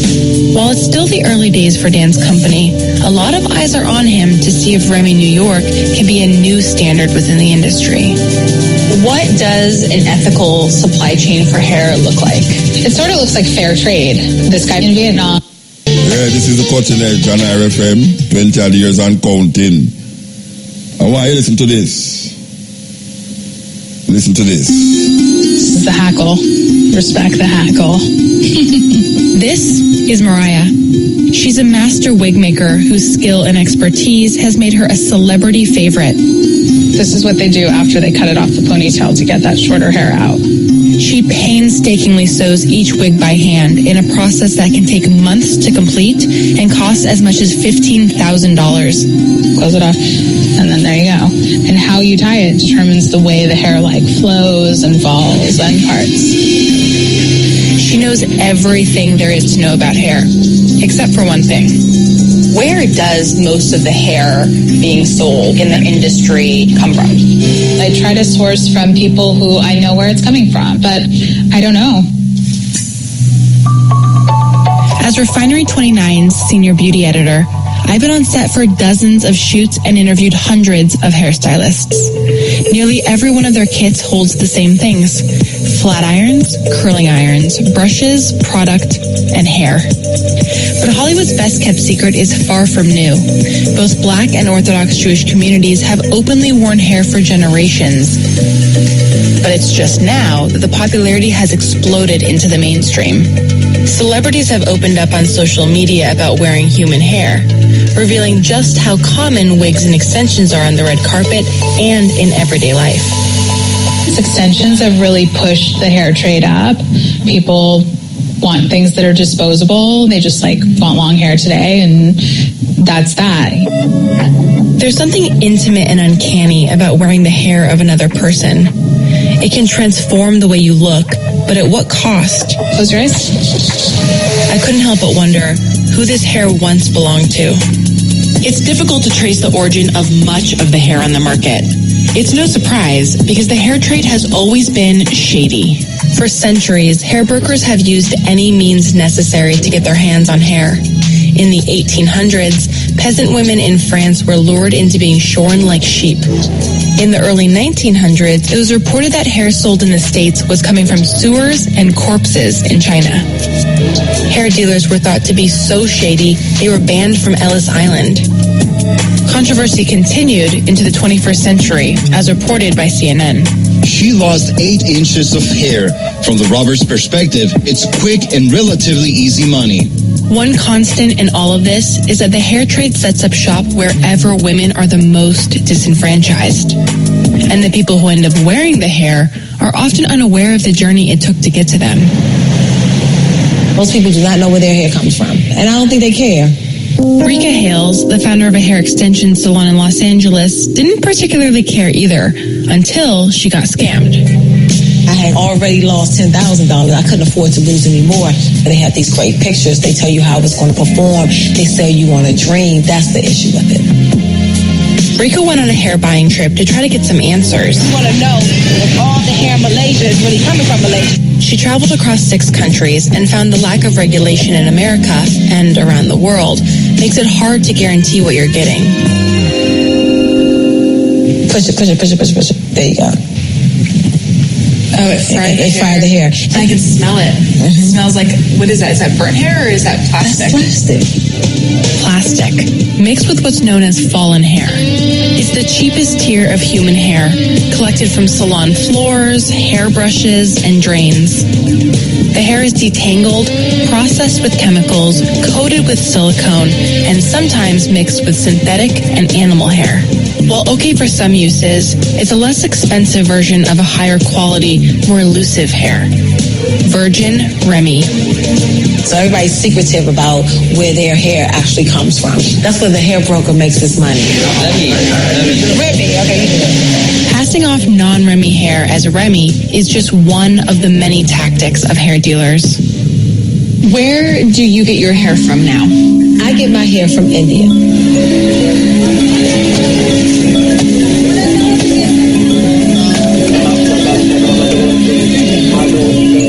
Widely considered to be one of the most ethical places to source hair, Hindu temples are a crucial part of the industry. Every year, millions of devout followers travel to temples like this one, the Sri Venkateshwara Temple in the southern state of Andhra Pradesh. It's the most visited Hindu temple in the world, and perhaps the most lucrative. Here, devotees shave their hair as an offering to the gods, which becomes an easy revenue source for the temple, bringing in more than $7 million per year. It's a practice that provides a constant supply of cheap, high-quality hair. But it's not for everyone. For some, matching specific textures and colors is worth paying top dollar for. Blonde, red, wavy, coily.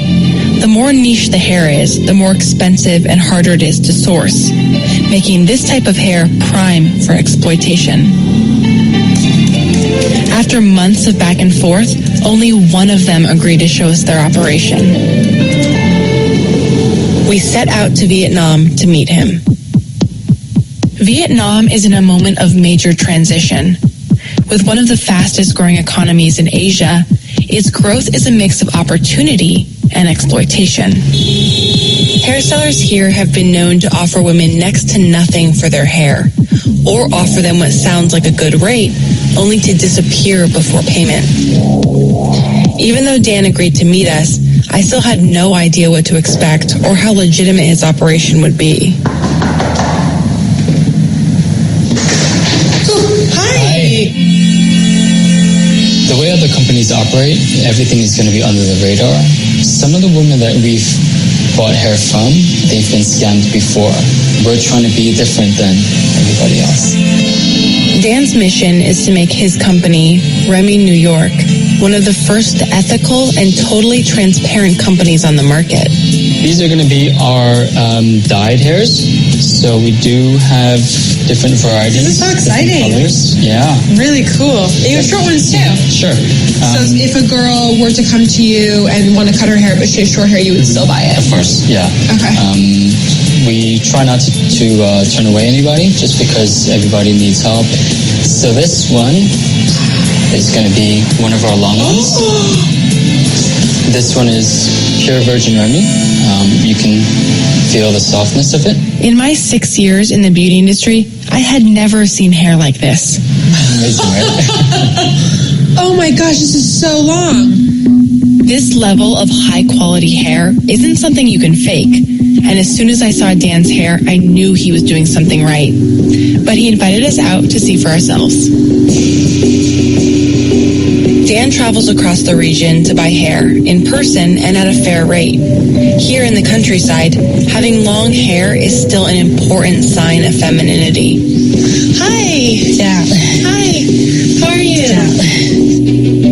For Win T Twee, it's a promise of a better future.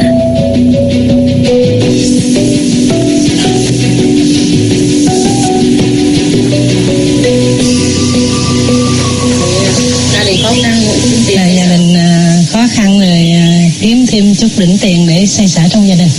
Will you miss your long hair? rất là nhớ tới mái tóc này lắm. Nó rất đẹp, mượt. Coi như là mái tóc này là một lát nữa cắt đi là mình rất là buồn. Không biết mình nghĩ cái mái tóc ngắn mình như thế nào nữa. Tóc này là cũng nhiều người họ đến hỏi lắm rồi, nhưng mà không bán, trả rất là thấp. Because for the previous times they only offer about $2 or $3 for her hair. That's like actually criminal. Cái chú này đến hỏi là trả giá cao cho nên đồng ý bán.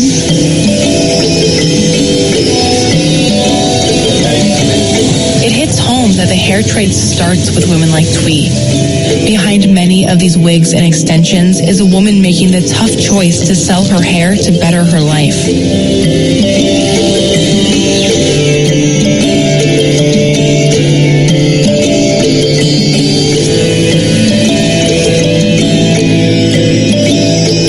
Dan zip ties Twee's hair to avoid tangling and to keep it all in the same direction after it's been cut.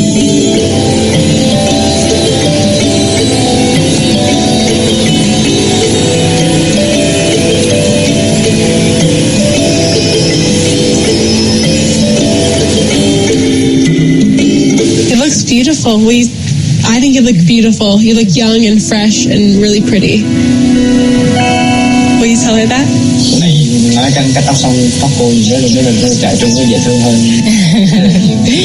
Dude, yeah. How are you feeling? Cô cảm giác sao bây giờ sao rồi? Thì cũng thích. Dan paid Twee a little over $100. The money is more than a month's worth of living expenses for her entire family, enough to buy livestock that will bring a new income stream for years to come. Dan's rates are not only unheard of, they have the potential to change lives. It's a mission Dan's taking across the country. From a woman who wants to use the money to put her son through swim lessons for the first time, to another who needs to pay for books and tuition at school next semester, and even a woman who wants to advance herself through the trade. You know, there's no shortage of hair companies in the world, but there's no companies that want to make a difference, that want to change lives. The reason why I'm doing this is because I know that nobody else will, and nobody else has. While it's still the early days for Dan's company, a lot of eyes are on him to see if Remy New York can be a new standard within the industry. What does an ethical supply chain for hair look like? It sort of looks like fair trade. This guy in Vietnam. This is the Culture Nation IRFM. You are going through the pieces, you know. I hope you listen to what we are playing. Yes, serious thing there. You so black. You so black. When you smile, the stars come out. You so black. When you born, the God come out. Black is not. Black when it's wrong and black when it's right. Black is pyramids and mathematics. Black is melanized in magic. Black is televised in the need of drastic black advancement. Black enhances, black with chances, black with privilege, black with pride, black on purpose on the black hand side, black and beautiful, black and blessed and highly favored, praise the Lord, black and blessed, black and so much more, black and nothing less, black and educated, black is brilliance. Black is strong, black is resilience, black is song, black is infinite, like hip-hop or space. Black is grace, black is love, black makes babies, black babies grow up, black is tough, black is hard to do. Black is me, black is you. Black is not something we get to choose, but it is something we get to cherish. It's something we get to wear, and we get to rock this with honor. I'm black like my granddaddy and my great-great-great-great-grandma.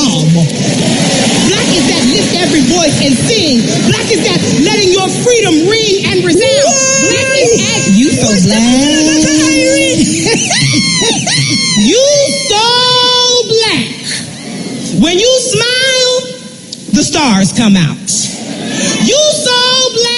When you born, the God come out. Black is not. Black when it's wrong and black when it's right. Black is pyramids and mathematics. Black is melanized in magic. Black is televised and in need of drastic black advancement. Black enhances, black with chances, black with privilege, black with pride, black on purpose on the black hand side, black and beautiful, black and blessed and highly favored, praise the Lord, black and blessed, black and so much more, black and nothing less, black and educated, black is brilliant, black is strong, black is resilient, black is song, black is infinite, like hip-hop or space, black is grace, black is love, black makes babies, black babies grow up, black is tough, black is hard to do. Black is me. Black is you. Black is not something we get to choose, but it is something we get to cherish. It's something we get to wear, and we get to rock this with honor. I'm black like my granddaddy and my great-great-great-great-grandma. Black is that lift every voice and sing. Black is that letting your freedom ring and resound. Black is adjective, adverb, color, and noun.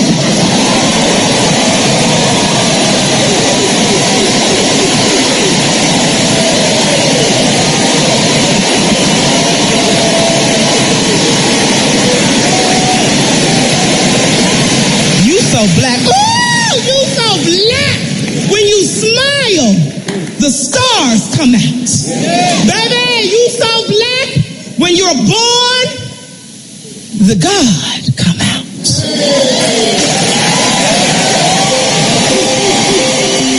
Yes, serious poem. I must remind you about this weekend, this poem, Poetry Festival in Portland, new venue. Well, not a new venue really, gone back away it used to happen at the agricultural school. Okay, we continue the journey. Here we go. Serious reason that one I come up. Serious. Giving our kids free access to social media and phones at young ages. They are not ready for it. Their minds cannot cope with the dopamine. They can only have it up to a certain hour, and you take it away. They're children. You can take the phone away. We've got to intervene as parents. But as companies, we now have to deal with the influx of kids that are coming into our companies with addiction. Watch, I see it all the time. Walk through any office. You'll see the older employees have their phones on the sides of their computers as they're working. You'll see the youngest employees have their phones face up in front of their keyboards between their arms as they're working. And this is how they work.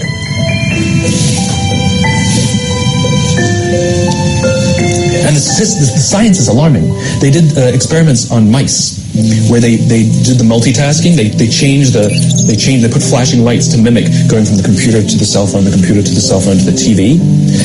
The mice that were exposed to the changing lights, it took them 3 times longer to solve a maze than the mice that weren't, and the damage was permanent. There is a subconscious reaction to these devices when we use them, okay? What if I were to hold my phone while I'm talking to you? I'm not checking it, it's not buzzing, it's not beeping, I'm nothing, I'm just holding it. Do you feel at this moment that you are the most important thing to me right now? No, you do not.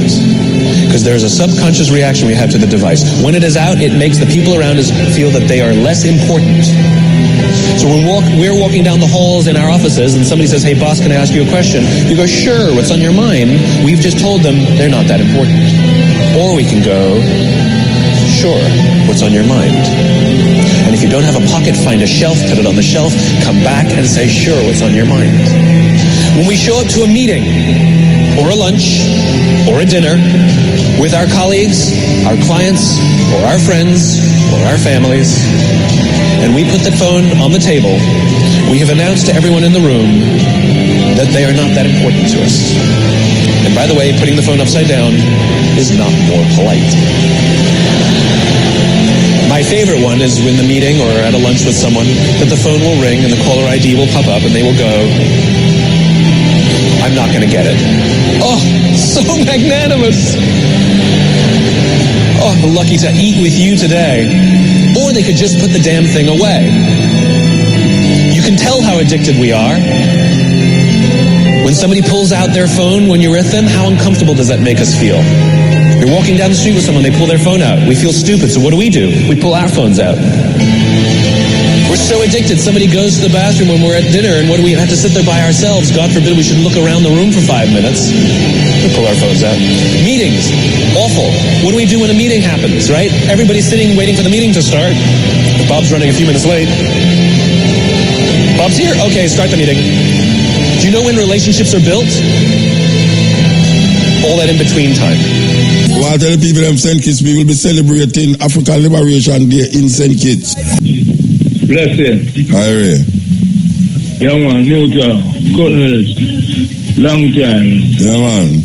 Yeah, man, blessing, love, man, and congratulations on the area. Long time not talk to you now. You know, man. Congratulations on the if you are, you know? Yeah, man, give thanks. I'm a blessing, love, man, and congratulations on the area. Long time not Yeah, listen to the radio, though. Yeah. Turn off the radio. I'll turn it on, yeah.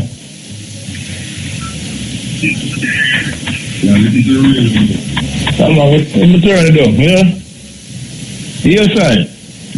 Remember one long time I tell you about the accident that happened up at the Moon Palace place there? Moon Palace? Yeah, for Jamaica Grand. Yeah. Well, this time I get a liar. Yeah. Unconsultant liar now is a registered liar. Who? Unconsultant. Is a registered liar. What name? Unconsultant. Who name unconsultant?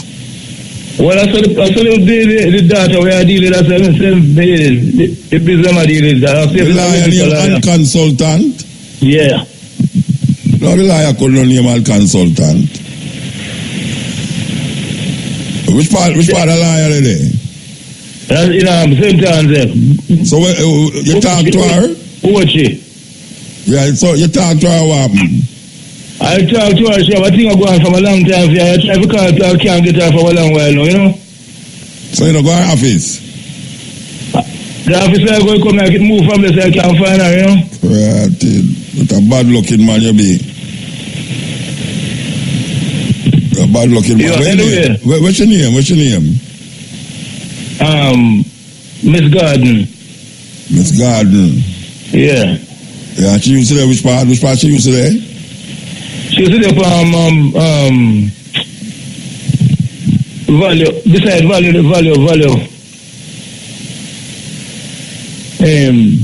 Beside Value Mart there.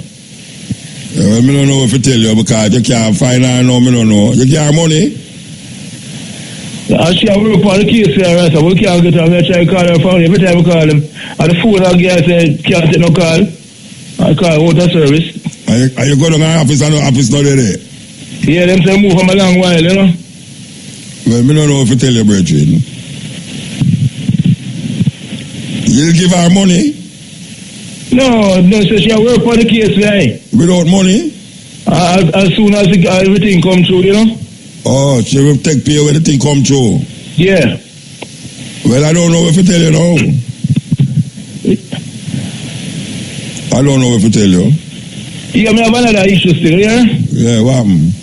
Yeah, that time from me tell about that thing down, industrial center, down by Waterloo where they have been destroyed. There's a lot of youth out on the street side and can't find them for them. And I think refurbish and build back that place. You can't take off enough of the youth off on the roadside and the crime with a cut off your well because they not learn a trade, you understand me? Which part that they say? Water lane, down by Water lane used to be, them demolish the place. Yeah. Yeah, but a lot of youth are dropped out of school and have nothing can do. You know? And it creates a lot of crime and violence in the communities them. Which we if them they have something for like a recreational facilities, we learn a trade. Them could have come off of the street and enough man could have a trade will drop out of school. You understand me? Yeah. So, when you talk to the relevant authority, say them can't deal with that thing away from the art school. Because enough youth, you know. All them things that are about the place and now still, you know, the whole part community projects and community development are run by us, some youth too. So, I don't know. So you can't start one? No, I don't have the funds, Rasta. If they have the funds, I don't do like things for yourself. You see me, I say? Okay. You don't have to have funds to start it, man. If you have money, man. Okay. All right, remember, I have some music I did from long time and I can't get through with them. Oh, yeah? And I come from Bob the Duke with Customs Passenger RG, come right back round. You used to make music too? Eh? You used to make music? Yes, man. I'm telling you about this with the plant of vineyard, Castle 3-4 Master. I remember the day when I go there, I see Mr. Young out of the front part, I see if I play so like the song again. I just start playing the same time Peter Touch it dead. You know? Okay. But it was on vinyl record them time there. Yeah. That kind of the 80s? Yeah, 90s. Yeah. 84, 90s. Peter Touch dead in the 80s? Yeah. Well, give thanks for the call. Yeah, man, I come link up here, I love. Yeah, all right. Blessed love. Yeah. Yes. Liar gone. Okay. I could see where we're there now. We're there, so. Yes, over there. Legend remix, yes. Cutting edge. Yes. Morning.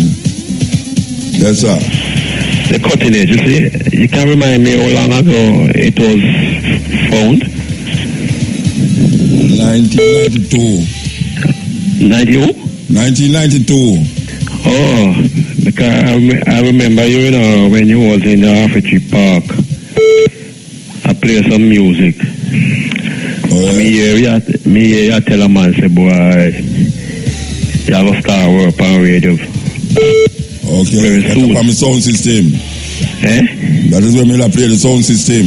Yeah, man, I'm there behind you. I'm tell you, say, you have to play some, I don't remember what me I tell you, but me I tell you, say, play some more so-and-so song, you know? But it look like you never hear me. Well, you can't tell me the so-and-so, you know, as mother played. Because me I tell a man, say, you're supposed to start work on radio. Yeah. Them time there, you know? 20 odd years ago. Yeah, man. You don't remember the so-and-so music you don't remember the so-and-so music when you do I hear? Eh?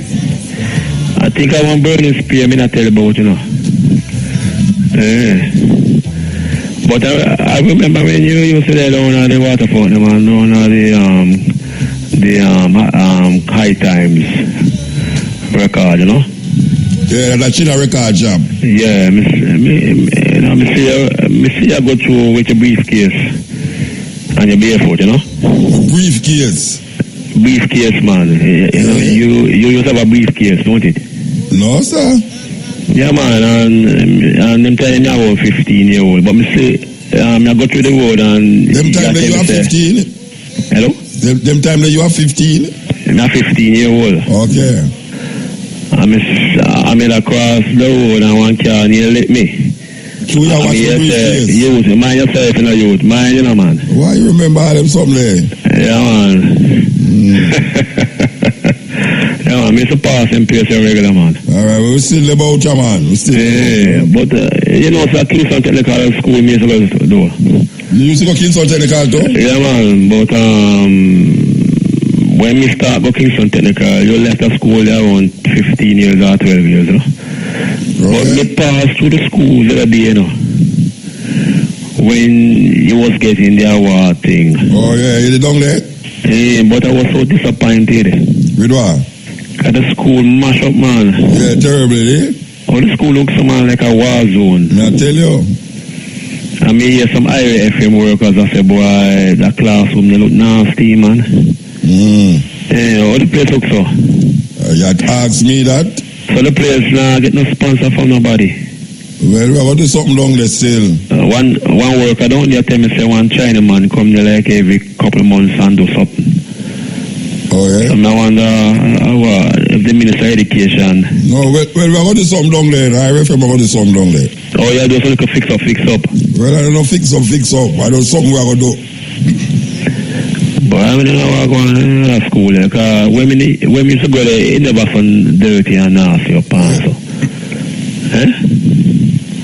Well, things at time change, you know. If you see how the thing I go, if you look at all the place how it look, you know, say, things at time really change, you know.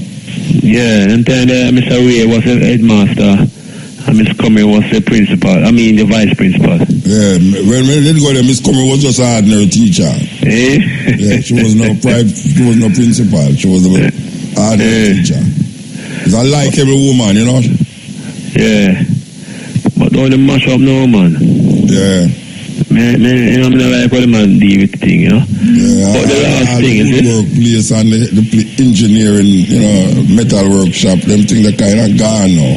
Yeah, man, and the place dirty and something else. So them couldn't look after them couldn't make the place look presentable that when you was going to keep a thing, people can come and say something look good. Yeah, well, we try our best to put it a certain way still. Yeah. Yeah, then I reckon no carry people on there to clean up certain thing, man. Ah, boy. Yes. It look like they want a new principal, man. Okay. Yeah. But the last thing, I mean, you say when you're there, Brazil have a lot of good road. And one highway and this and that. That's true? Brazil? Yeah, man. Yeah. Brazil no big place, man. I mean, I set up some nice road. Better road than Jamaica by far. Then what do you think Brazil is? You think Brazil is a little country? Brazil is a big place, you know? But at the same time, yes, when you go on the corner, you see around 100 street boy, I beg money. And I eat out a garbage pan. And I rob people. That's true? Well, I don't know if it's Brazil or some place in a Brazil. Yeah, man, me say when you... No, but I'm not everywhere in a Brazil state, so. Yeah, but me say you have some part of Brazil when you park up. Yeah, parts in a Brazil state, so yes. Like in New York, said we, you have places in New York where, or in California, you know. Yeah. You have man that rob you, said we, you know. So that's for sure, say when you have pretty road, that don't mean to say your country have a 21st world country, don't it? No, well, I'd not decide first world. Big road not decide first world. Oh, so first world are when you invest on the people, invest on the people in medication and those things, don't it? Well, I guess so. Uplift the people mentality. Yeah. That's a first world country start, don't it? So maybe this leader need to concentrate on that more than the whole thing first. Well, him get the money from the Chinese, them to do it, so him have to do it. Oh, but him have to go on back and pay them back, don't it? I know him pay them back, and we pay them. Oh, we have to go pay them back.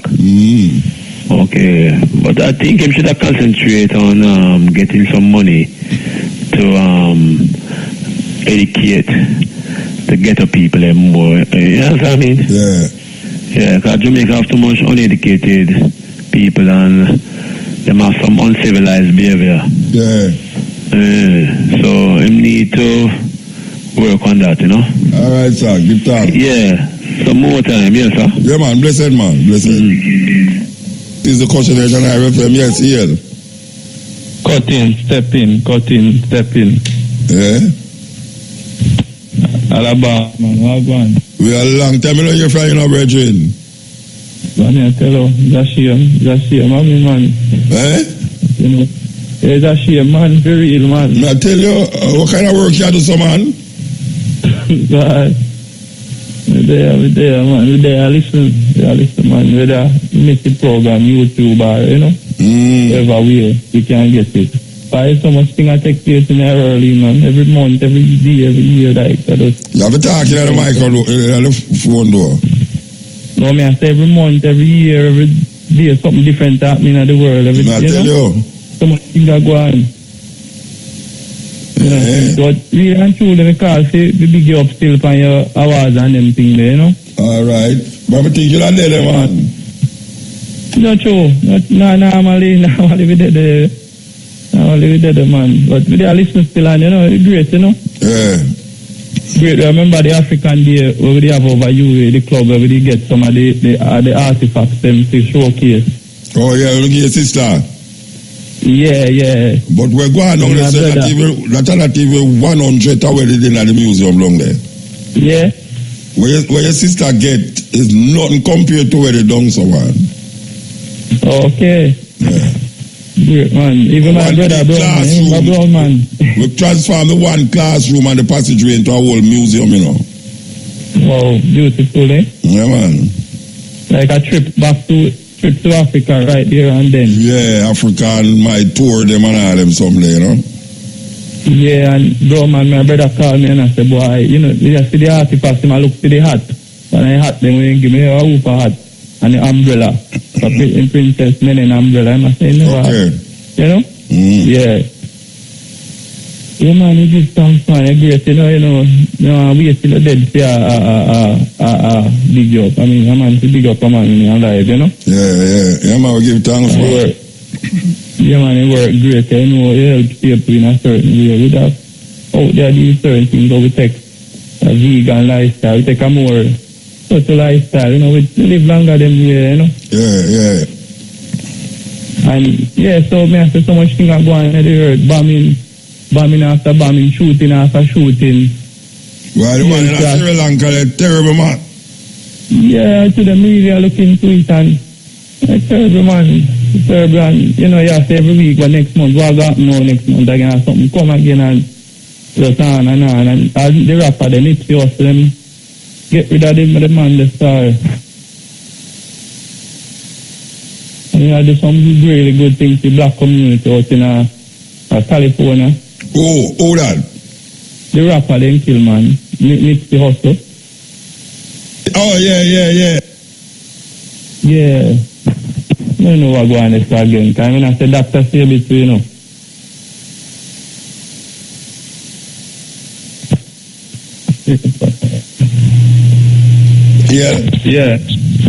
Yeah, we there. So, I say Dr. Sabit too. So, yeah, you know what going on this again. Him, you know? Eh? He must go and do a documentary upon Dr. Sabit. Yeah, we see that I say, all right. I don't know what going on. Yes. Strange things are happening, you know? Eh? Strange things are happening. Yeah, strange every day, you know? So, we give thanks to them still I go through a sieve through madness and pick out, you know, enlightenment and, you know? Yeah, give thanks. Yeah, man. So, nobody say for long to call me again. Yeah, man. All right, bless him. Yes, long time caller. Cutting edge, Yeah, Mota. Yeah, man, blessed man. Yeah, man, good night. Well, it take a long time to get you, so I'm glad we reach us here, man. Yeah, man, give thanks. Yeah, man, so it's not, I'm going to study economics or any of them things that like a politician in study, but I'm also a young person too. I mean, I look for the future of the country. And tonight, me here, Andrew Jones make a statement, like him talk about one place in the Maga bill, provide jobs and so forth in Nagahead Park, Technology Park, or Portmore. So, he must say the Chinese will provide financing, and they value at $75 million. And when they don't know, they might got 130% in it.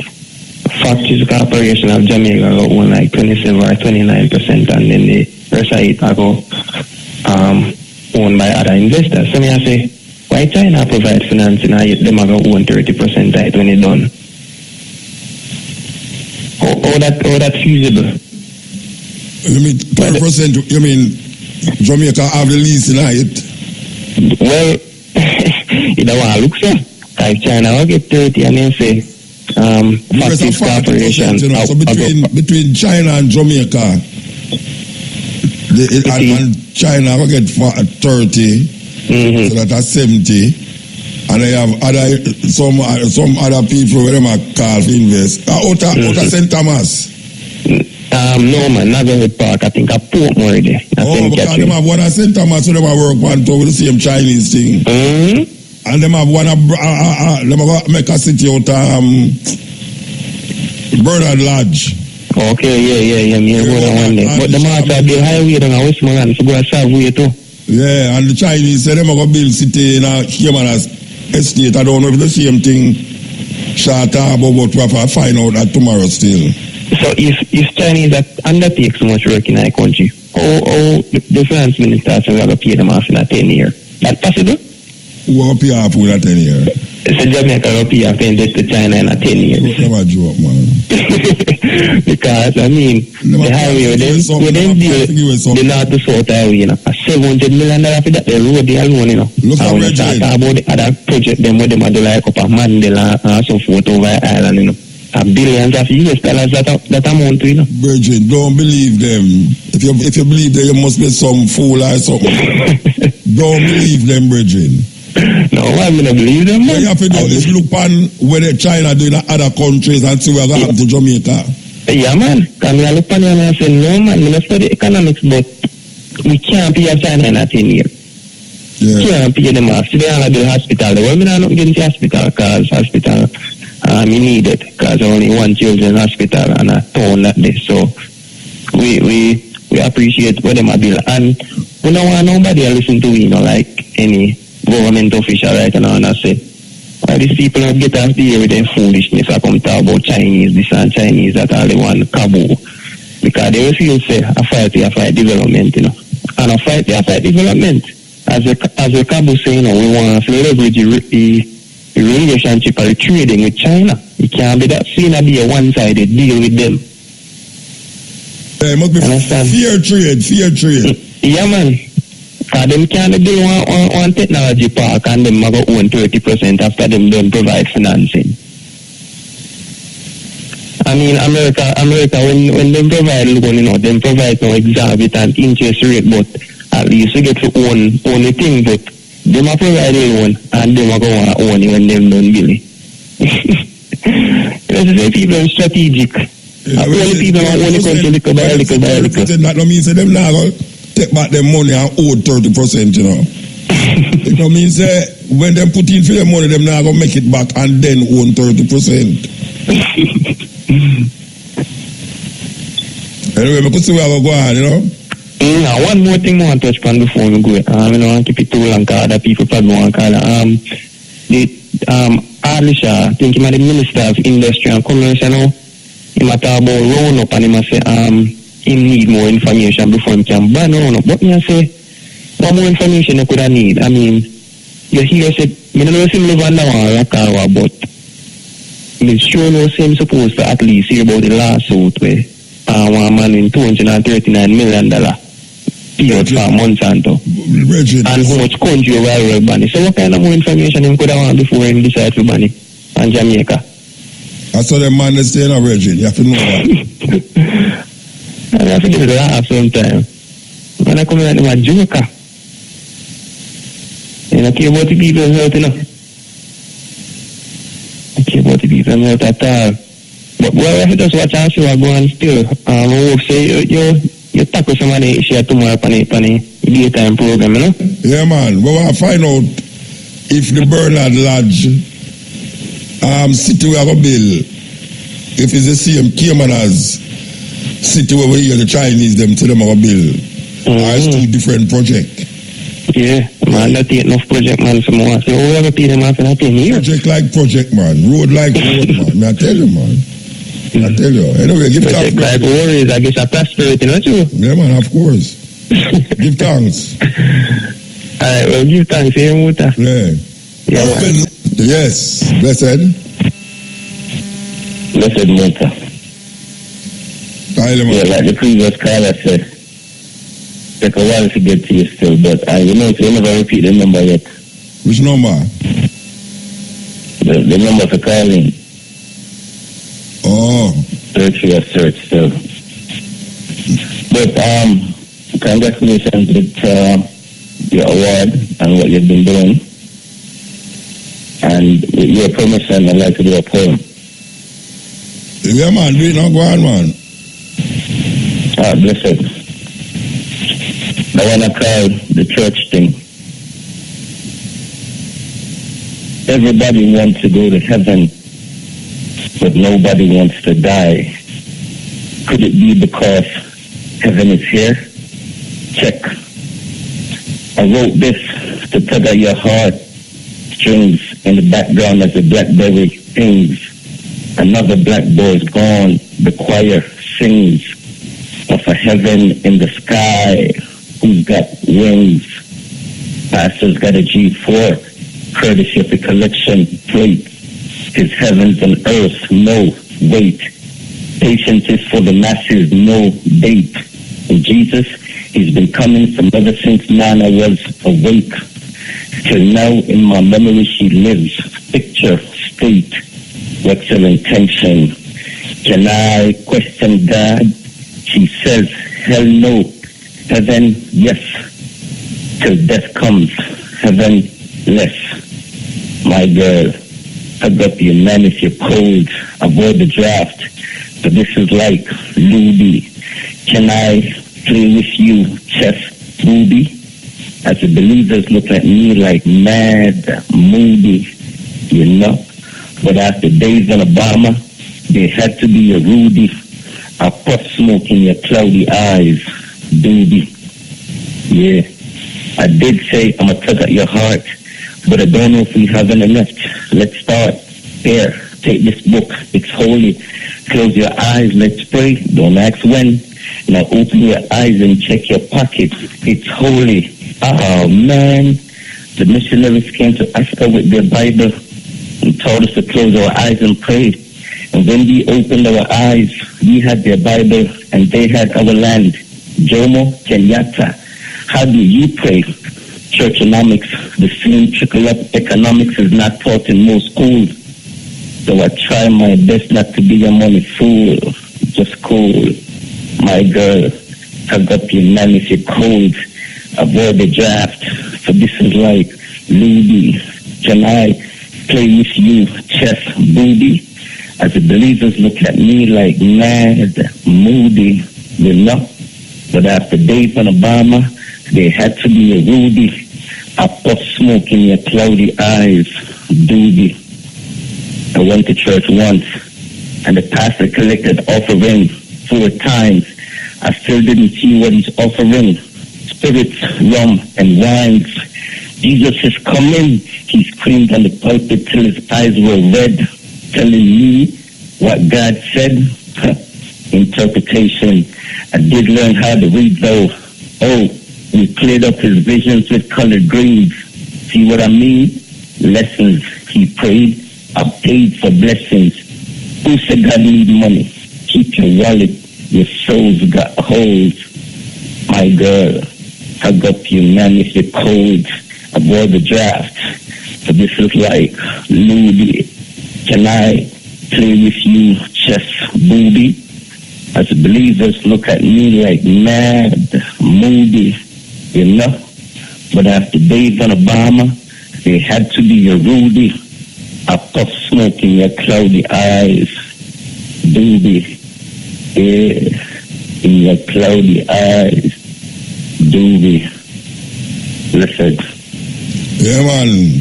Where the poem name, brethren? They have email Muta, name Church Thing.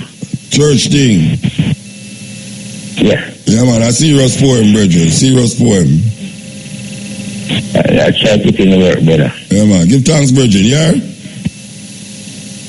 Likewise. Keep the work. Yeah, man. A well thought out poem, that. Well thought out poem. Where were you there? Kelly's over there, you know. We did back. I go forward to Kelly's. Here you go. Give thanks to the time and the moment. Give thanks to the energy. We will be back here at 2 o'clock for the stepping razor, the art of war.